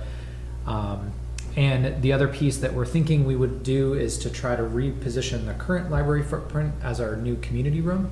There's a lot of benefits to that. Number one, that's about twice as big as our current space, so anyone who's been at a really crowded community dinner, I think, can attest that our current setup is not quite accommodating our community's desire to gather and participate, which is a great problem to have. The other nice thing just operationally is that having a community room that is segmented from the rest of the building, which is what that would present, makes it a much more functional space for public use during off hours. One of the challenges right now is that if you want to have your event on the night or weekend time frame, you get a key to the building and have kind of the run of the place, which includes a number of privately leased spaces. So this would allow us to deal with what's been an operational challenge at points. So looking at this proposal tonight, certainly we tried our best to tie it back to a lot of the objectives of the Promise Communities Initiative, grounded in the Strengthening Families kind of model. And I think you can also draw some pretty clear straight lines back to the vision statement here, and a lot of the pieces that have been discussed, Hal mentioned earlier at the commission level as well, just about the library's need for some additional supports. So within that public library, through the Promise Communities grant, we're proposing to stand up an early childhood resource hub, which would allow a place for increased programming, interaction with clinicians. That's something we see a lot of need for in the community. And also then just general resources for literacy materials, play materials, parenting education materials. So we think it's a really innovative way to solve a number of issues potentially with this move. So really tonight what we're hoping for is to discuss just from a conceptual standpoint where council's at. If there's a desire to see us kind of take this to the next level and do some further refinement. We've tried to do kind of at a high level a pretty good job of that, but certainly there's some more details to iron out here. So we just want to make sure we're not barking completely up the wrong tree before we start moving down a path of exploring other funding opportunities and kind of taking things along with design. So that's the context. And you all got a lengthy memo, which I tried my best to keep not too lengthy, but there was a lot to kind of share there. So I'm going to stop there.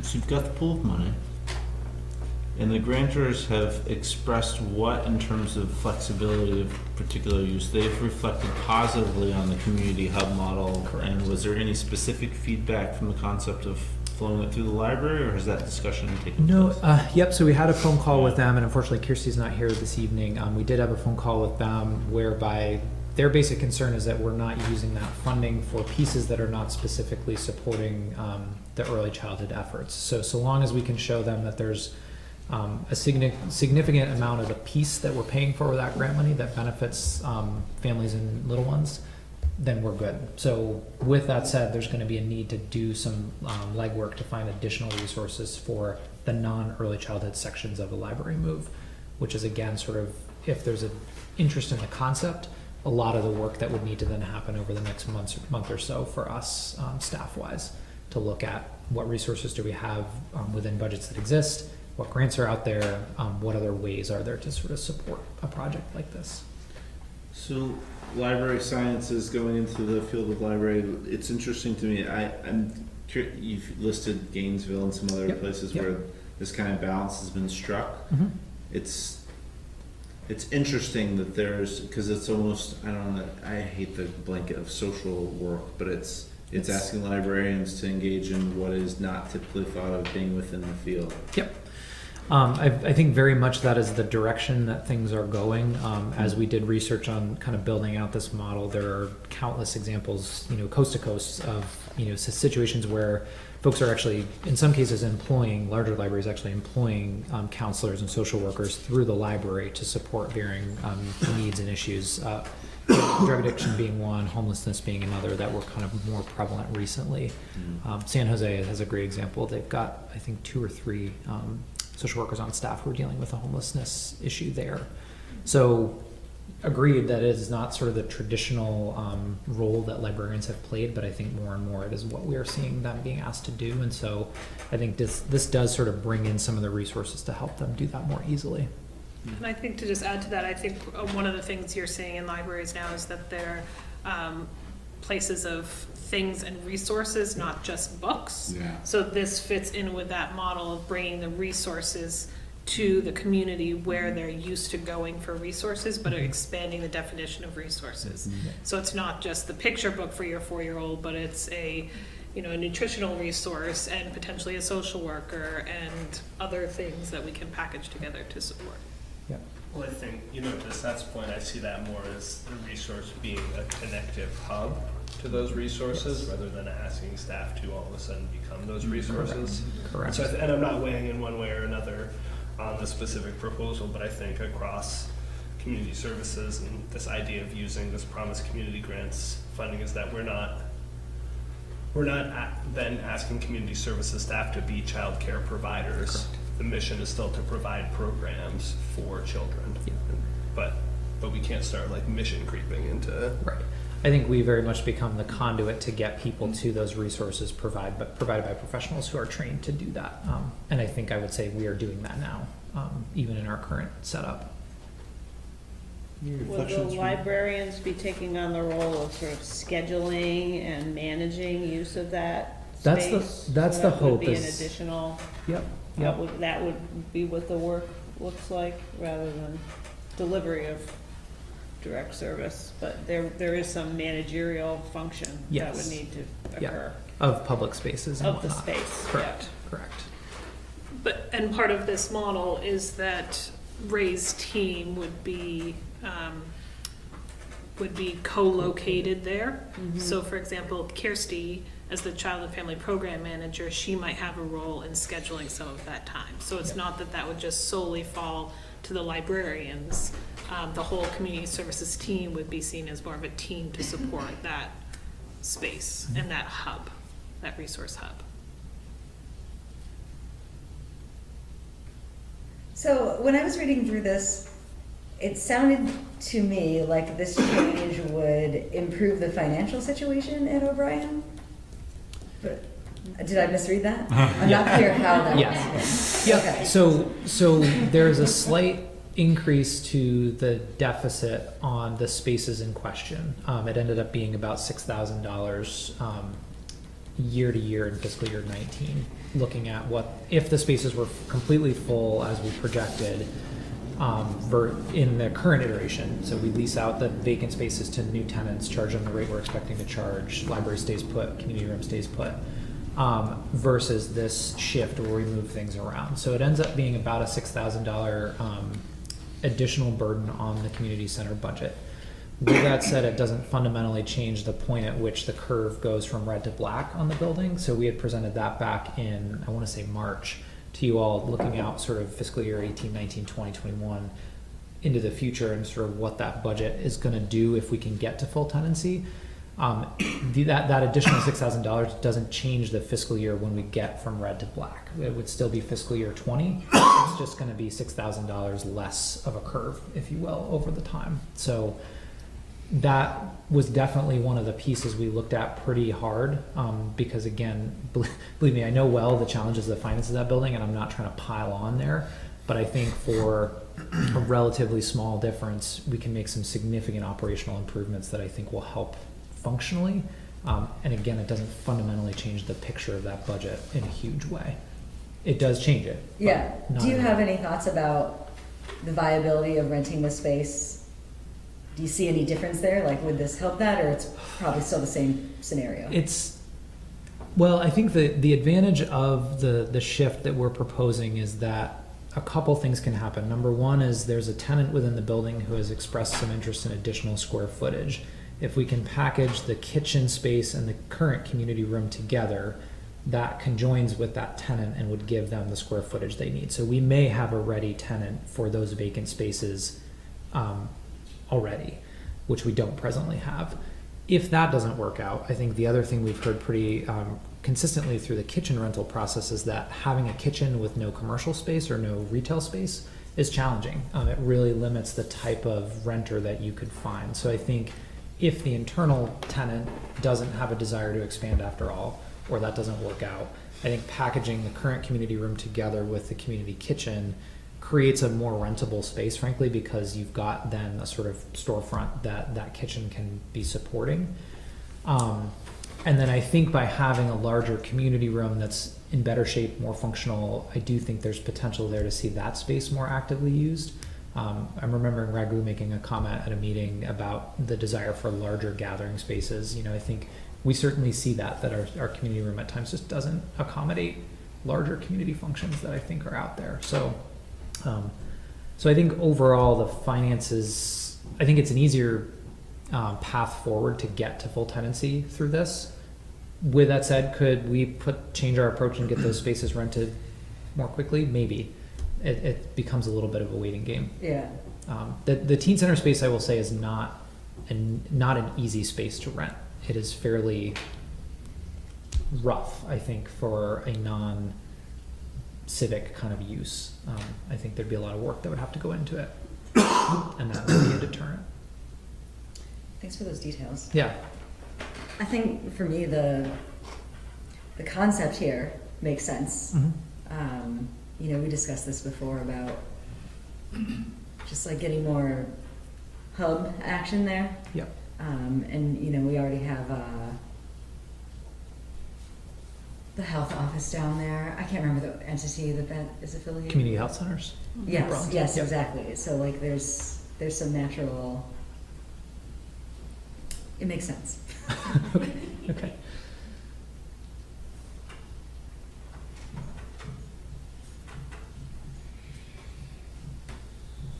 Okay. Concerns? Well, I guess where are we at? Because I know, and even separate from this, it's another discussion that I know has been ongoing, but with the O'Brien Community Center in general, where discussions at with like security and especially, let's say, social workers are meeting with individuals there, you know, are we planning panic buttons, things like that for staff now, and then if this were to be the case? So it's actually, it's a great question. So we actually are in the process right now working with PD to coordinate panic buttons for the library staff. That's something that's come up as a concern, especially in recent months. We've had a couple incidences that have been somewhat troubling there. So we are working with Rick to kind of get a system in place that works. There is one that the community outreach team from Howard had been using, and unfortunately they were having some functional challenges with it. You know, you push the button and 2 hours later somebody would show up, which is not really how that's supposed to work. So we're looking at a couple different vendors to try to get that solved, and that would just be a little kind of handheld button. And it's actually something Amanda and I have discussed at points in the past as well, but I think recent incidences have kind of raised that up for us. So I think either way, that's something that's on our radar in a fairly short-term manner. You know, building security is an interesting question. I think it does, to my mind, and I think we've seen this play out, the more positive traffic and activity in a space tends to deter challenging behavior. I'm in no way going to tell you that we're going to have people, you know, suddenly no more rocks will ever be thrown on the property or, you know, any of those kinds of things. But I do think having more people through the space using it in a positive way, it helps. So I do think by having the library anchoring this, which is a very busy space, will be a good thing. And again, with the community room, one of the other challenges we've seen is because of the way the building's set up, anybody on the weekend using that space, if for whatever reason the door's propped open or, you know, they don't pull it tight, that whole building is wide open, and we've definitely had challenges with that. So I do think this helps in the off hours mitigate a security concern. So Oh, that's actually, thank you for that. So the other thing, really exciting development. So we've been working with the school resource officer actually, who is going to be based at the community center for the summer months. So in the past, that position after the school year winds down has been based out of the PD office here. But Jason Zeider is going to actually have a desk down there, and that's going to be his home base during the summer months, which is, I think, a really good thing. He's been phenomenal with the kids, had a really good rapport, and so that's another sort of approach that we're developing to see how that works this summer. Thank you for reminding me. That's great, yeah, I've heard really good things. Yeah, yeah.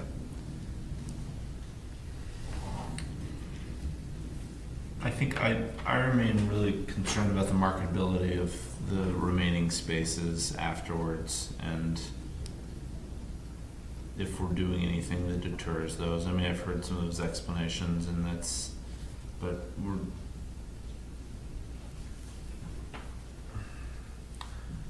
I think we've expressed enough times that the financials with the building are troubling. And this is gonna have to be a conversation that's gonna probably take us looking outside of the footprint of the existing structures to solve in terms of use of the property, for additional revenue, but in the meantime, I think maximizing that is really key. From a service delivery standpoint, it's good to see the funds used, and turning them back would have been really painful. I just want to make sure that this is really something that the department's bought into from a philosophical delivery perspective, and isn't just a convenience of funds being available. No, it's a really valid question, and I think I'll give an example as sort of that happened recently. So Asher, who'd done some initial studies in the building, came up, and he's my architect of choice when I need a design brain to kind of pick. So I was talking to him a little bit about the idea and the concept, and I think it's fair to say initially he had some reservations about it, in particular, store frontage for libraries being an important piece. So I talked to him for a little bit before bringing Amanda and Elsie from the library into the conversation, and in about 10 minutes of spending time with them, he was like, yep, this makes sense. He's like, the operational things I'm hearing you talk about that this would resolve a lot of things. And I also think as a department, I think I can speak for the group, there's a real desire to get more cohesive. It's hard. We're scattered to the wind, and I think as much as we try, staying in touch, communicating, sharing resources, it's not always happening to the degree that it could. So I think there's operational efficiency here that comes with co-location. That would be a much improved service for residents overall. Instead of having to run there to sign up for something, to the school to sign up for something, to here to sign up for something, you've got one-stop shop where you can do all your service needs in one place. But for the senior center, which will remain. But I just, in the course of doing that, we just have to be I'm just gonna be very straightforward and blunt about it. We are taking leasable square footage and converting it into operational square footage. And that's a decision in approving this that we're doing, and on a building that's not cash flowing properly. So I'm not saying it's right or wrong. I think the benefit's great for the community. I just think it's important that we look at it like that, because it's a reality we'll deal with when the budget comes. Yeah. And I think the proximity of the change to what the current situation is was where my comfort level was. I think if I'd done the budget modeling and it was gonna add another 30 grand a year of deficit, we wouldn't be having this conversation, but it's close enough that it warranted in my mind some exploration, because I do think the operational benefits for $6,000 extra are dramatic. But no, heard and understood for sure. Yeah. And I guess I weigh that with the benefit that this will provide to some of our most vulnerable citizens in terms of accessing services and support, which I think will have a lasting impact on our community. So it's, So I also have concerns about the status of the center and I appreciate the thought that's gone into this, and the sort of, if all the pieces come together and it fall into place, then I think it could do a lot for that center, and for the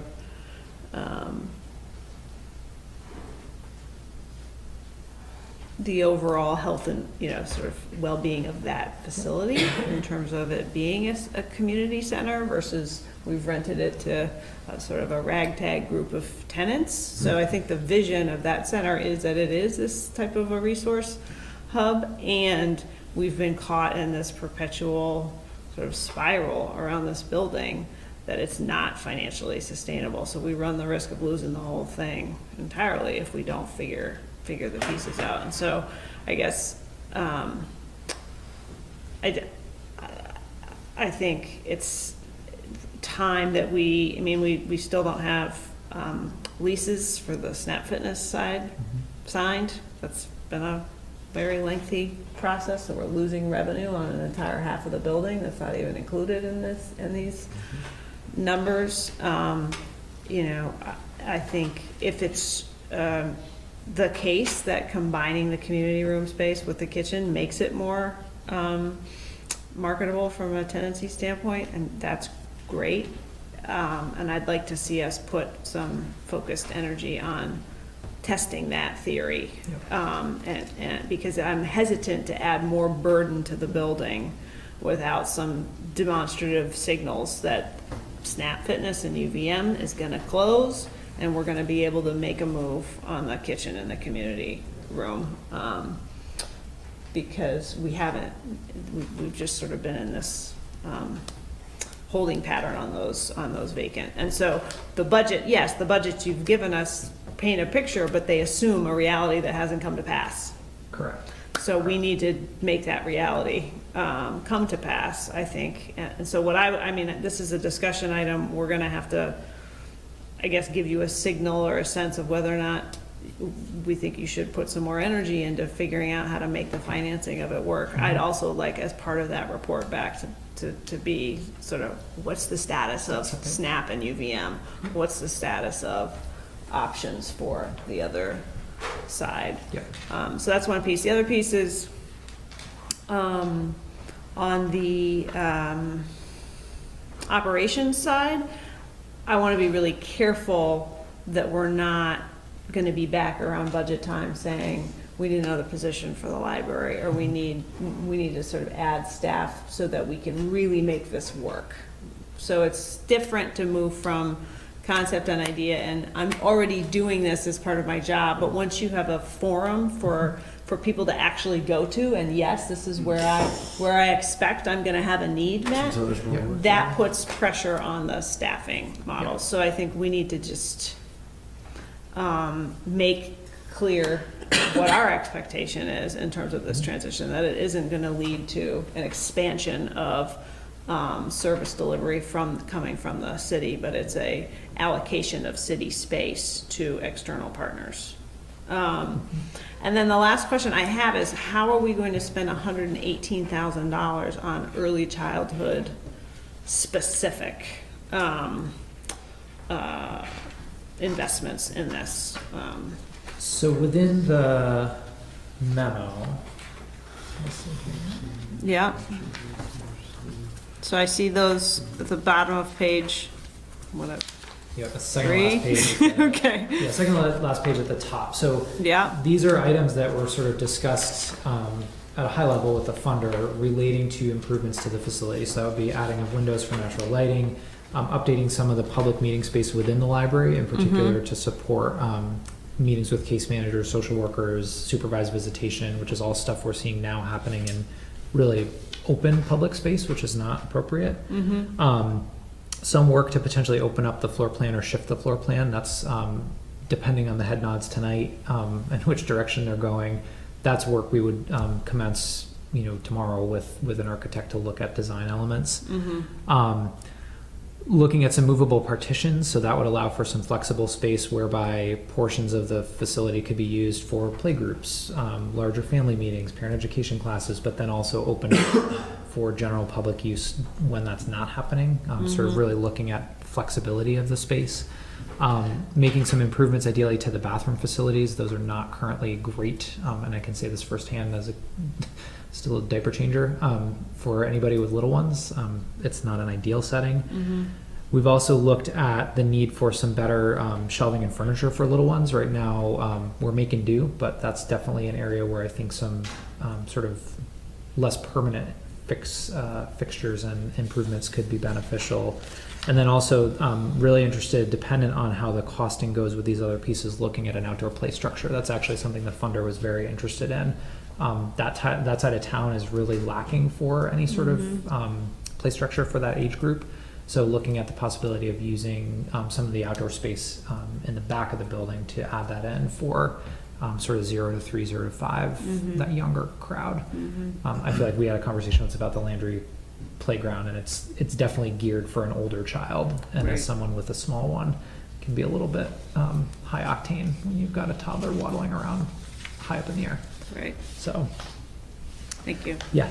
Again, I would just be concerned that there not be an expectation that staff's gonna be providing supervision out on the playground, you know? Yep. I mean, I just think we need to be clear about what the role is that the city's taking on through this. And we could certainly, I think, bring some more detailed pieces around staffing back next time if that would be helpful. So right now, when we read this, we're seeing expansion of services, better, more efficient uses, and we're not adding any operational expenses and costs other than the foregoing of the $6,100. Yep.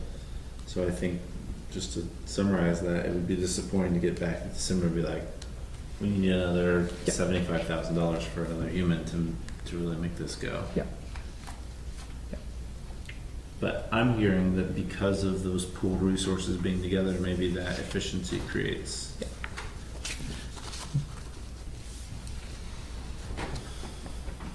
Other questions, comments, concerns, or most importantly, I think things that we want to see brought back? I mean, I just to echo that, I mean, I think I would like to hear if there's any potential holes upcoming in the financing of the entire place. Building, yep. I think that would be good. I know you've got the cool little spreadsheet with all the leases on there and everything, so I think that'd be great just to see those, or at least have it handy from an informational perspective. If there's any other big expiring leases that we need to have on our radar. Yep.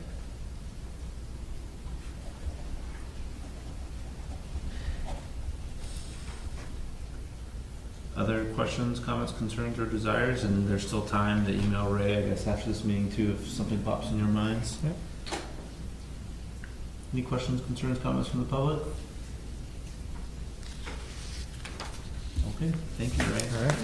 Thank Hey, you. and I mean, you would vet the ideas, but we appreciate you guys continuing to work through options, opportunities, and try to think outside the box. And we don't mean to make it sound belabored, or appreciate all the thinking. Great that's gone questions, into all so that, yeah. Appreciate it. And item K, approval of the 2018-19 policy priority strategies. So this is the work coming out of our June 2nd retreat. So you have a very brief cover memo from us, from myself and the leadership team on the reporting structure, the discussion we had around moving the economic vitality language to the Planning Commission for discussion during the master planning process, and then a series of bike rec items, and then an amended set of policy priorities and strategies based on our conversations. So if you don't mind, I'll just highlight the major things that changed from what we presented on June 2nd and the discussion on June 2nd. So we amended this is arranged around the 4 strategic vision areas. We had put all category at the top. We amended that all category not just to include the master plan, but to include our discussion on the realignment of commissions to reflect the strategic vision areas and the customer service perspective of Get to Yes. There was some conversation about concern that was very development targeted, and it's really how we as a city provide our customer service. We wanted to broaden that. I'm just going to run through these. Stop me if you want to talk about any of them individually. On the economic vitality strategic vision area, the strategies box that starts promote businesses and employment retention and expansion.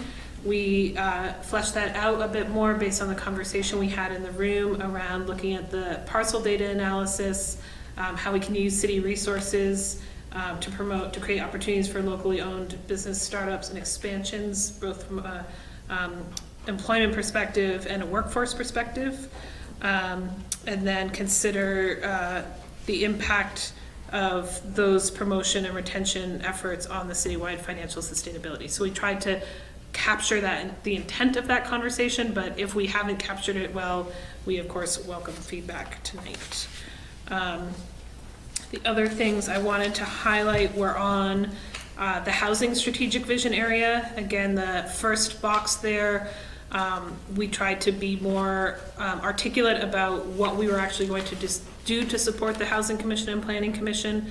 Again, that parcel data analysis, establishing the targets, the programs to look to incentivize those targets, and then updating form-based code. And then the other big change we made was in the Safe, Healthy, and Connected People strategic vision area. We had this great conversation on June 2nd around the strength of our diversity and how we're connected to one another and how we are being inclusive. So we separated out the work that staff will do around programming and the work that the council articulated wanting to do around elected and appointed officials. So I'm hopeful that we've captured the conversation, but if you have any edits or suggestions you would like to make to this document tonight, we certainly can do that, or we can take feedback tonight and provide you a final draft for adoption at our tax rate impact meeting. That was really fast, sorry. No, it's okay, because it's a pretty comprehensive document. I just want to give the reflection that I think walking out of that meeting, what I thought quite a bit about is that we have this strategic vision here, and we actually spent more time instead of telling. I think there was widespread acceptance because we moved the conversation pretty quickly about not what people were working on, the focuses of that work, but how they were doing it. And I would actually like to see us come back and think about adding oh boy, this word is going to give me inclusivity. Inclusivity. You guys got it. Statement to that, to pass back to commissions, and to not just say this is what we want you working on, but in a way this is how we'd like you to work on it. That's reflective of, I thought, a lot of the really interesting thoughts that came out about, or concerns about, legitimately whether or not people were being properly represented, to put back into people's mind, because I know I left that meeting thinking a lot about my responsibility, not just looking back at staff and saying, hey, who'd you guys talk to about this? But who did I talk to about this as somebody who's supposed to be representing the community? And being sure that we're reminding everybody of that when they go to those chairs and seats, that they're not just there to represent their own perspective and interests. Right. So I think for I just walked away with that as a major work item here that we could add to that. If there's any thoughts on that concept, I think we could draft something, one or two people could work on drafting something pretty easily. Sorry, I just wanted to throw that out there before getting to any of these specifics, because when I read this document, that's what I thought about. So you think what's under Safe, Healthy, Connected People, like we would need a whole new domain area or goal area, or we might want to, I don't know. It's almost like so we're passing this back to committees and commissions to work on these issues. What we talked about was not what we wanted them to work on. We talked about how we wanted them to work on it, right? And how we wanted those perspectives brought to the table. We haven't actually given them that direction in any way, shape, or form. So I'm wondering if that looks like, one of the other things we talked about is as we realign the commission structure, providing more structured guidance to them about the work. So Vermont open meeting laws is an obvious example. We should be giving that to everyone who's appointed. We should be giving them your ethics policy that we adopt every year. That should guide their work. I see this almost as an inclusivity value policy that we adopt as a community that says in each of our individual roles, whether it's a staff role or in a elected role or an appointed role. These are the values we bring to that professionalism. And if we adopt that as a policy that's then provided to them as they're appointed, this is our expectation of how you're going to do the work. It's not necessarily changing our vision statement, it's more saying, these are the guiding principles, open meeting law, ethics, inclusivity, that we expect you to bring to the table when you do the work. And I see that as becoming the lens of how they do the work. Yeah. I don't know if that was your intention, but that's how I Yeah, heard. it was really supposed to be an addendum to this or a preamble, one or the other. I don't know. There's part of me that was like, maybe we have each person sign that pact, that recognition as an exercise to talk about. I mean, that's down the road, but just that thought popped into my head from the content of the conversation discussion that I think you guys did the best you could to work that into this document. But if we missed an opportunity to really address that, I don't want to, you know, because that was really a lot of our conversation that day. Yeah, I mean, I think what I would, I like that use of a framework to incorporate that value through a policy or whatever, or you know, whatever the specific vehicle is.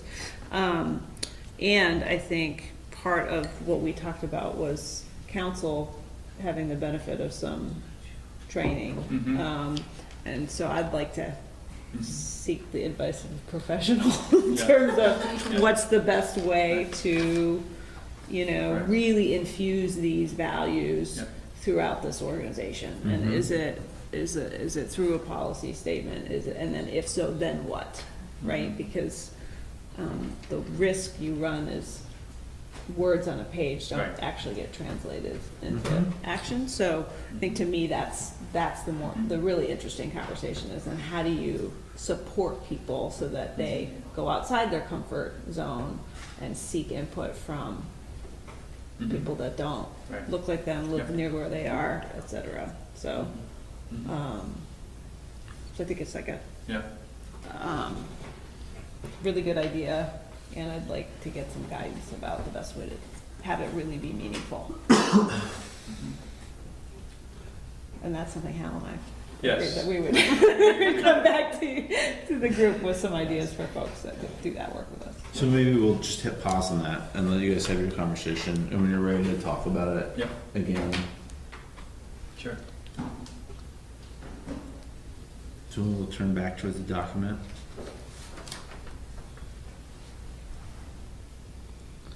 Is there any big glaring holes, any big misses, any wording that folks?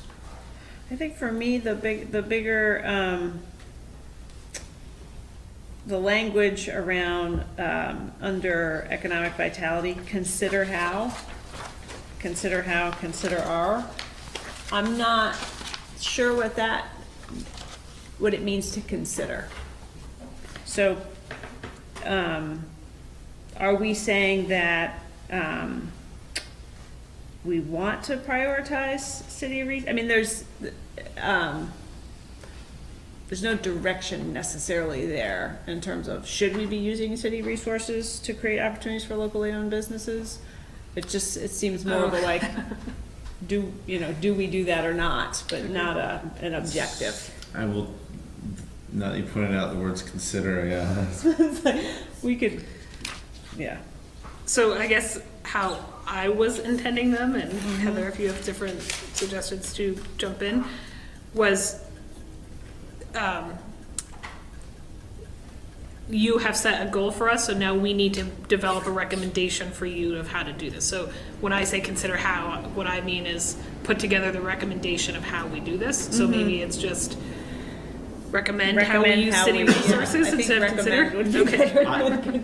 And I would actually skip the recommend piece. Let's presume that we're going to go through the process of you guys considering it, giving us a proposal, discussing a proposal, and getting to an ends, and we're going to do the thing. We're going to use city resources to create opportunities for locally. If this were an application for a job, I'd tell somebody, let's use some active verbs, right? Like manage, execute. But I mean, right? So it's use city resources to create employment opportunities for residents, expand available goods and services for residents.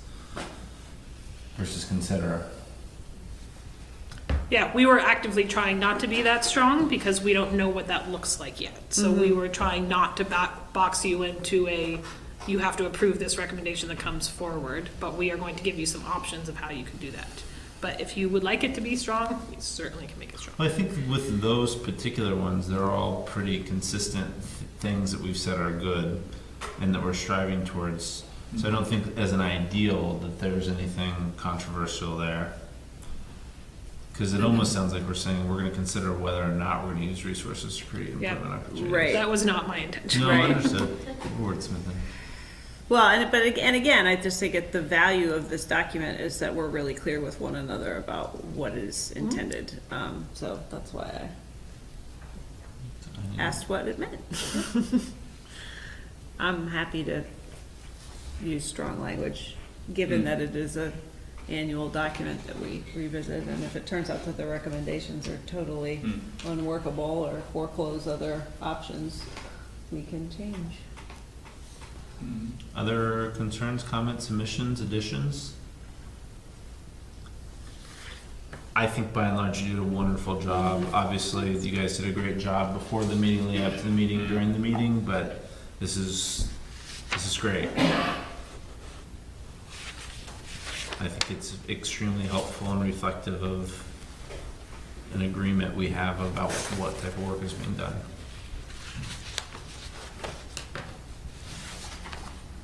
Any questions, concerns, comments from the public? Seeing and hearing none.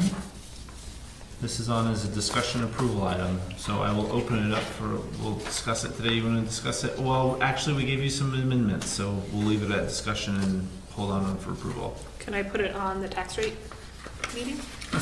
Consent agenda. And if people see stuff on there from a word perspective, could we just put an addendum in there that there's going to be a follow-up conversation on that word that I used earlier that you guys So helped me my notes have in the focus on the strength of Winooski's diversity connectedness for you all elected and appointed officials, implement an inclusivity statement. There you go. Great. And how we decide to do that, we can decide. And if you have other wordsmithing things, we do want this to be clear, so please feel free to email them to me between now and Friday as well. Thank you. Thanks for all the work on that. Item L, approval municipal bond post-issuance compliance procedures. This is where the stuff really happens.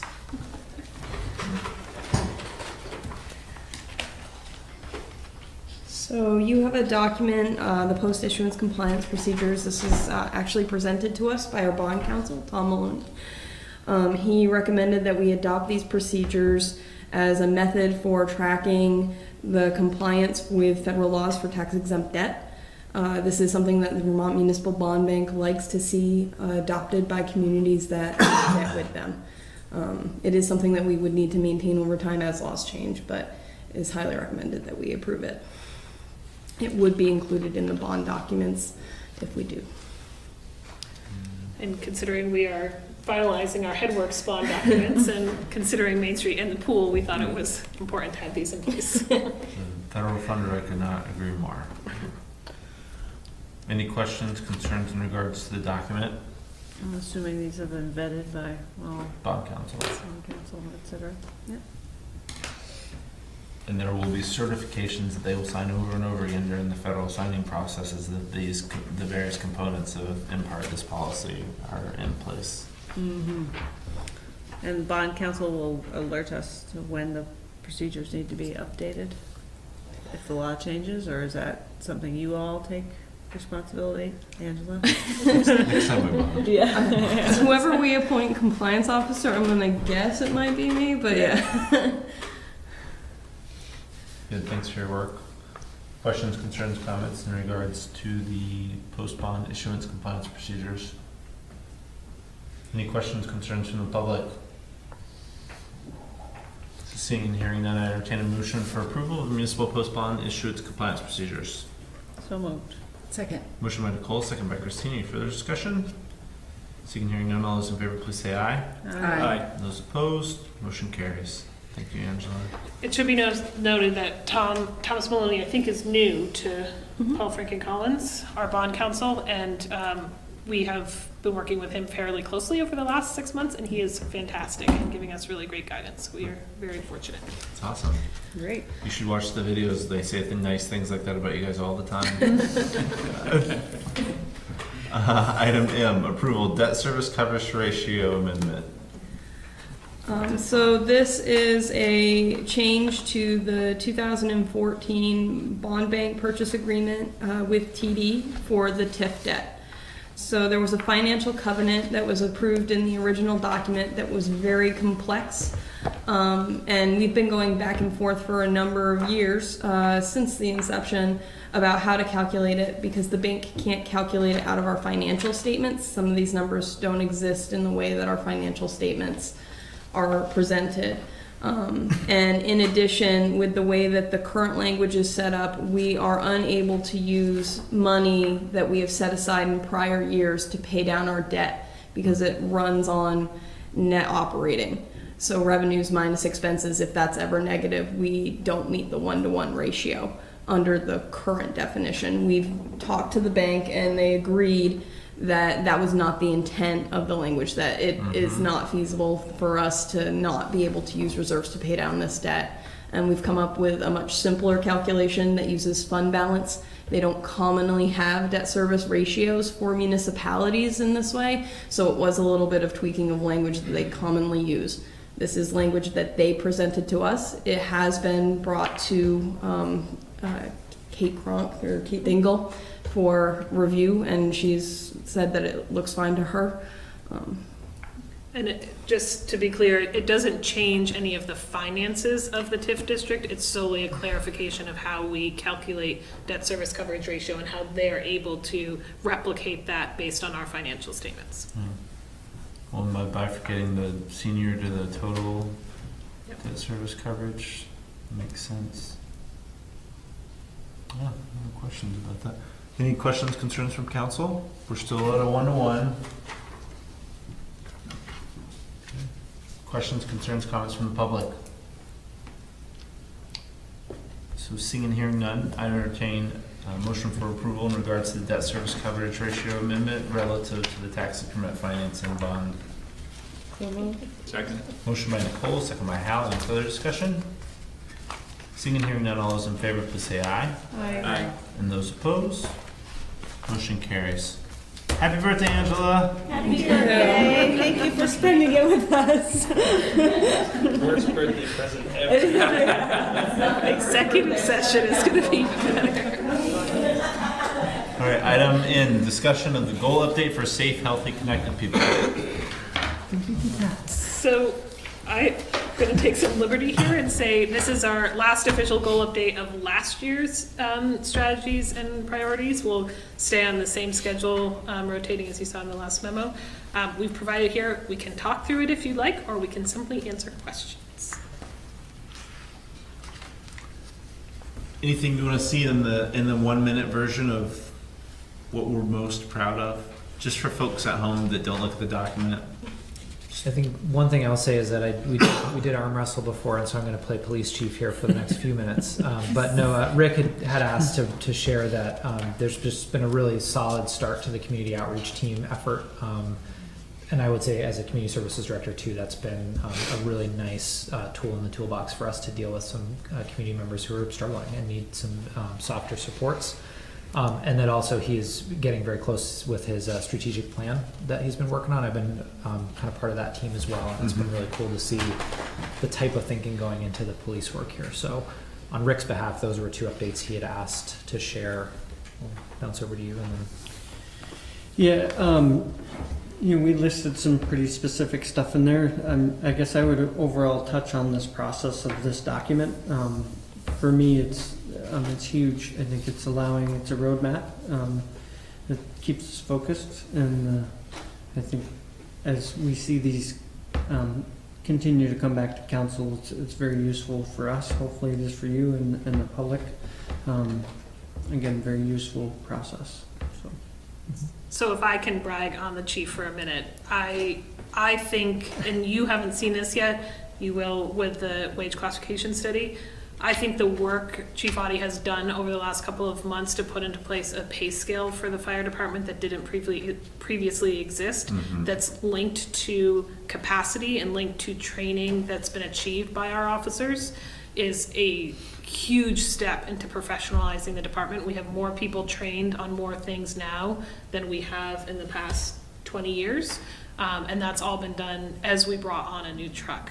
So it's a huge step towards the professionalization of that department, and I've been really impressed by the work he's done. Thank you. 7 years, the city? It'll be 6 in July. 6? 7. 7, right? So I guess when I was reading this document, I was just thinking what a massive cultural change has taken place here, and that you guys have done a tremendous amount of work. There's a lot of people who have here, but just to focus on the three of you, I'll throw Chief in there too. That for a long time it felt like it was all cultural work, and now you're seeing that cultural work trickle down into operations in a way that is really exciting, and the projects that you're getting done and the changes you're making, and then the service delivery that the people are seeing as a result of that. So I just wanted, when I was reading through this, I was thinking back of what's happened the last 6 or 7 years, all of us together, and just how proud you should be about not just the individual little achievements here, but what they represent from a larger cultural shift you guys have really driven that is really, really impressive. Thank you. I'm very proud of the work you've done. Thank you very much. Appreciate that. Lots of help from the others on the team. Yeah. Also, so. Yep. Well, none of you do anything without Angelo. That's That's